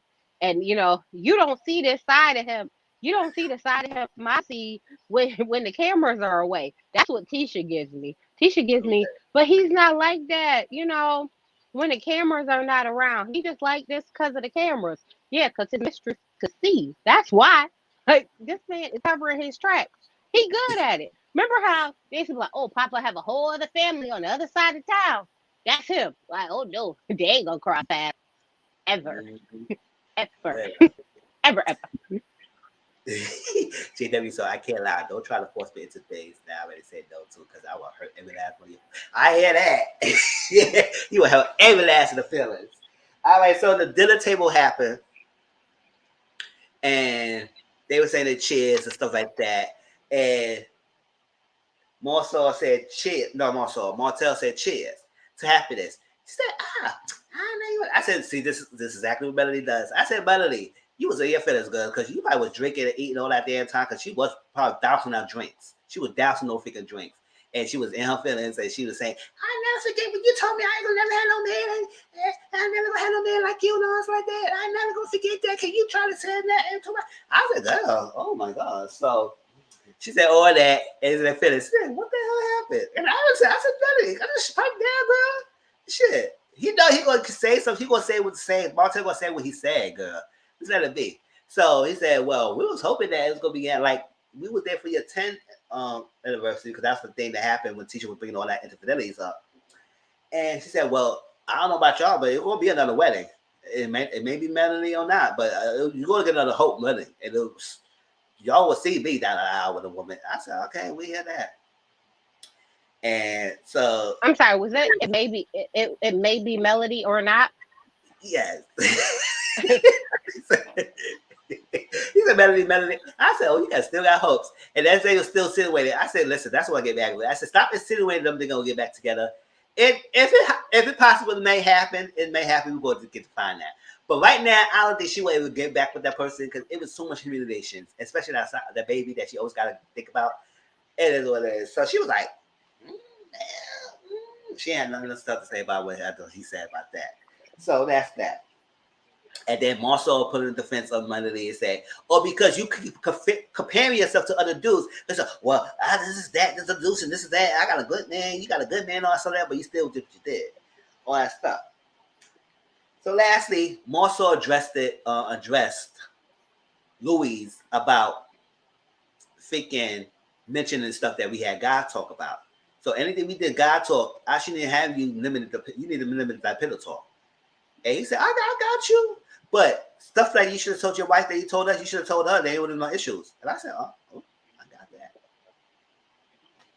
Because the time when he said he mentioned he was depressed, Tisha's whole face sunk. Like she didn't know exactly that her husband was depressed at all. And I said, Bet you the mistress does. She did not know at all because she sat there like, oh my God, I didn't know my husband was depressed. Now they were defining depression to happiness. Depression is a mental state. Happiness is emotion. You could be depressed and be happy at the same time. It's emotions. You could be happy and depressed. You could be sad and depressed.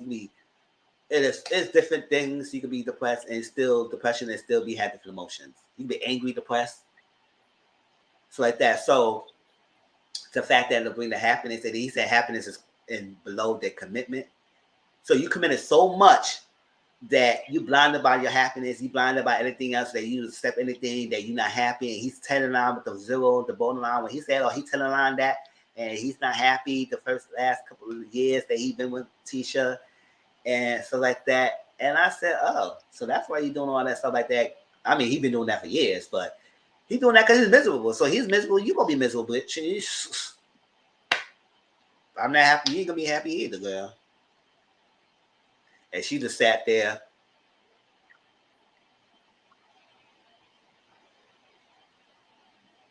Doesn't this sound like a karma anniversary dinner? Since Tisha wanted to, have the Holtz anniversary dinner about Martell cheating. I mean, it sounds like karma. That's what I'm saying. And granted, and that's what it was. And now Tisha know that her husband is depressed. Now she's gonna try and say, why what she can do, she can help him out the depression. Now he's not depressed. He's not in depression. He's depressed. It's two different things. He don't have a mental illness of depression. He's depressed. So he just, I was like, and they equate that to happiness. I said, oh no. If I had to deal with Tisha all day, every day, I would be depressed. And the mom and everything. Oh. Yes. Oh my God. And that good thing that he asked her, your mom gonna be there? Because if she would have said yes, you would have had an anniversary dinner with him there. He would have been out there. He would have been not there at all. Oh, I got call. I got a work call. He would not be there at all. And he would say, oh, girl, I don't know what to tell you. You won't be there with me because I'm not coming. Your mom will be there. She said, no, I'm going to keep y'all separated. I said, you better keep them separated. Oh, that's like that. But that's everything. That was all episode 8 through 11, y'all. If I that's that. So we will see how next week goes and everything, because we will have a sit down with Maurice and Kimmy and Tisha and Maurice on that Marceau, and she gonna say, what can I do? And he gonna tell her some things that he want her to do. I said, she always do what she want to do. Like, you can't do nothing what she want to do. That's a problem. So, and then Martell gonna tell Tisha, Melody about the babysitting and watching the kids, and he probably suggested that he want to have the kid. I said, you better not, don't suggest that. You want to slap in your face right in the there. Don't do that. Don't do that. What? What? Don't do what? Try to take the kids 100%. You know, Melody is not going for that at all. He ain't got no job. He ain't got nothing else to do. Why can't he have his damn kids 100%? Is what I'm thinking. Shoot, why do I need to pay a babysitter when they daddy ain't got no job? Have you got your building license, sir? That's what I'm saying. Oh, so you ain't got no job, Tommy? You ain't got nothing to do? Oh, okay.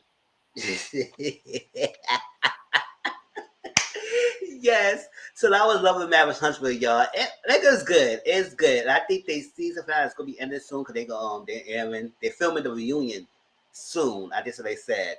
So Melly said she's gonna be there. She's gonna sit there and watch the drama. She ain't trying to be a part of the drama. The only thing she might go back and forth probably is that her Martell thing. But anything else, she might go sit back and just watch everything fold. Because everybody else drama was spilling in this season, and Bailey hers. And the only thing she had to do, Martell, is because they were the same scene and had to interact with each other. Other stuff, Bailey was in many scenes together. So it's like, not much she will be saying. And I'm ready for that reunion because we didn't get one last season. So I'm ready for the reunion this season. So that was my love, y'all. I appreciate always. Look at 3.5. You know we love to talk. So it's like what it is. We get this live every once a week. But I appreciate everyone who joined the live because we got to get ready for Auntie Momo's Day. And we're going to be another light one. She's going to talk about the verdict of R. Kelly. That's all I'm going to say. Congratulations. He going to jail. Well, he been in jail. But he got he get charged. So that we're gonna talk about the land of California. You know, remember the land was taken away to Manhattan Beach. Not Manhattan. That beach. I got the name right. We'll get the name right when we get to the freaking panel, right? The beach was taken away from them based on racism, and it's back to the owners and the descendants of the owners. So I was like, that's great to get their land back. We're going to talk about that. Little Fizz apologized to Marion. We're going to talk about that. And slap the teacher mom. I said, I know that's not a challenge. I know. Oh, it's a real challenge. If I were a teacher, you try to slap me, that was the day y'all will put my freaking resignation letter because we was, I don't know if I found it out, but we. And it was a post that Auntie Momo, I hope she posted up because the teacher said, listen, y'all try if you want to because we grew up nothing your buck. We grew up with the yin yang trends. You can try it if you want to, but we waiting for the day y'all put your hands on us. So that teacher was on that post. She was ranting.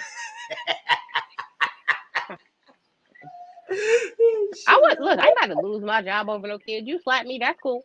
I'm pulling up at your house. I'm slap you and your mama at your house. Because I got your addy. I got your address. So you better think twice. I can put your public records. Sure, don't play us. Don't play me. Okay. So like that. So that's the topic we're going to talk about tonight. And yes, I have been drinking, y'all, because I drunk some Ciroc today. So yes, that's I want one thing. So we're gonna have a good time tonight. So I want to make call y'all up because we got like at least 45 minutes to get ready to eat, all that stuff like that. To before the panel. Oh, let me post a link up. You know, we always support each other. Post a link. And next week, yes, we definitely gonna talk about Salt Lake City. We're gonna talk about no, cause next week, what is left of the show? Let me see. Hopefully next Sunday. No, not yet. We didn't talk about Ladies Love yet. But we talk about whatever topics we're gonna talk about next week. I'll let y'all know. Oh, maybe they'll have the special out about the people so we can know a little Hopefully more that. background about them next week. Yeah, hopefully that. And hopefully, yeah, I'll probably finish watching All Queens Men. So maybe next Sunday we talk about the whole overall the show. How y'all feel about All the Queens Men? And our concept people, I'm gonna do a live review on that because I did a pre-recorded and I ain't getting much reviews on that. So I'm gonna wait and I'm gonna wait to talk about it live because it's a good show, y'all. I enjoy it. We'll talk about that. Ask kind of people, All the Queens Men, and two other topics. And keep it that. So appreciate everyone who joined my live. Always thank you, Tracy, for always making this live. It was a very good live. It was funny, cracked on the people and everything. Renee, thank you so much. JW, Brittany, Dominique, Auntie Momo, CM. Y'all always coming through. Small Nick family. We do it when we do. And when we get bigger, we will be good. And so like that. So appreciate y'all. Y'all get yourself ready. Many of y'all will be on Auntie Momo Live. And we're going to talk about that because we might kiki on that too. There's only one topic about the land giving back, and everything else we're going to have a kiki about. So love you too and everything. Appreciate y'all. And I hopefully probably next week I will have a different background and also a different intro because I haven't been on SoundCloud and playing my little beats and stuff going on and stuff like that. So catch everything up and I'll talk to y'all later, all right, y'all? Let me know if anything y'all want me to talk about or thing. Y'all hit me on my Twitter or Instagram. That's the best way. All right.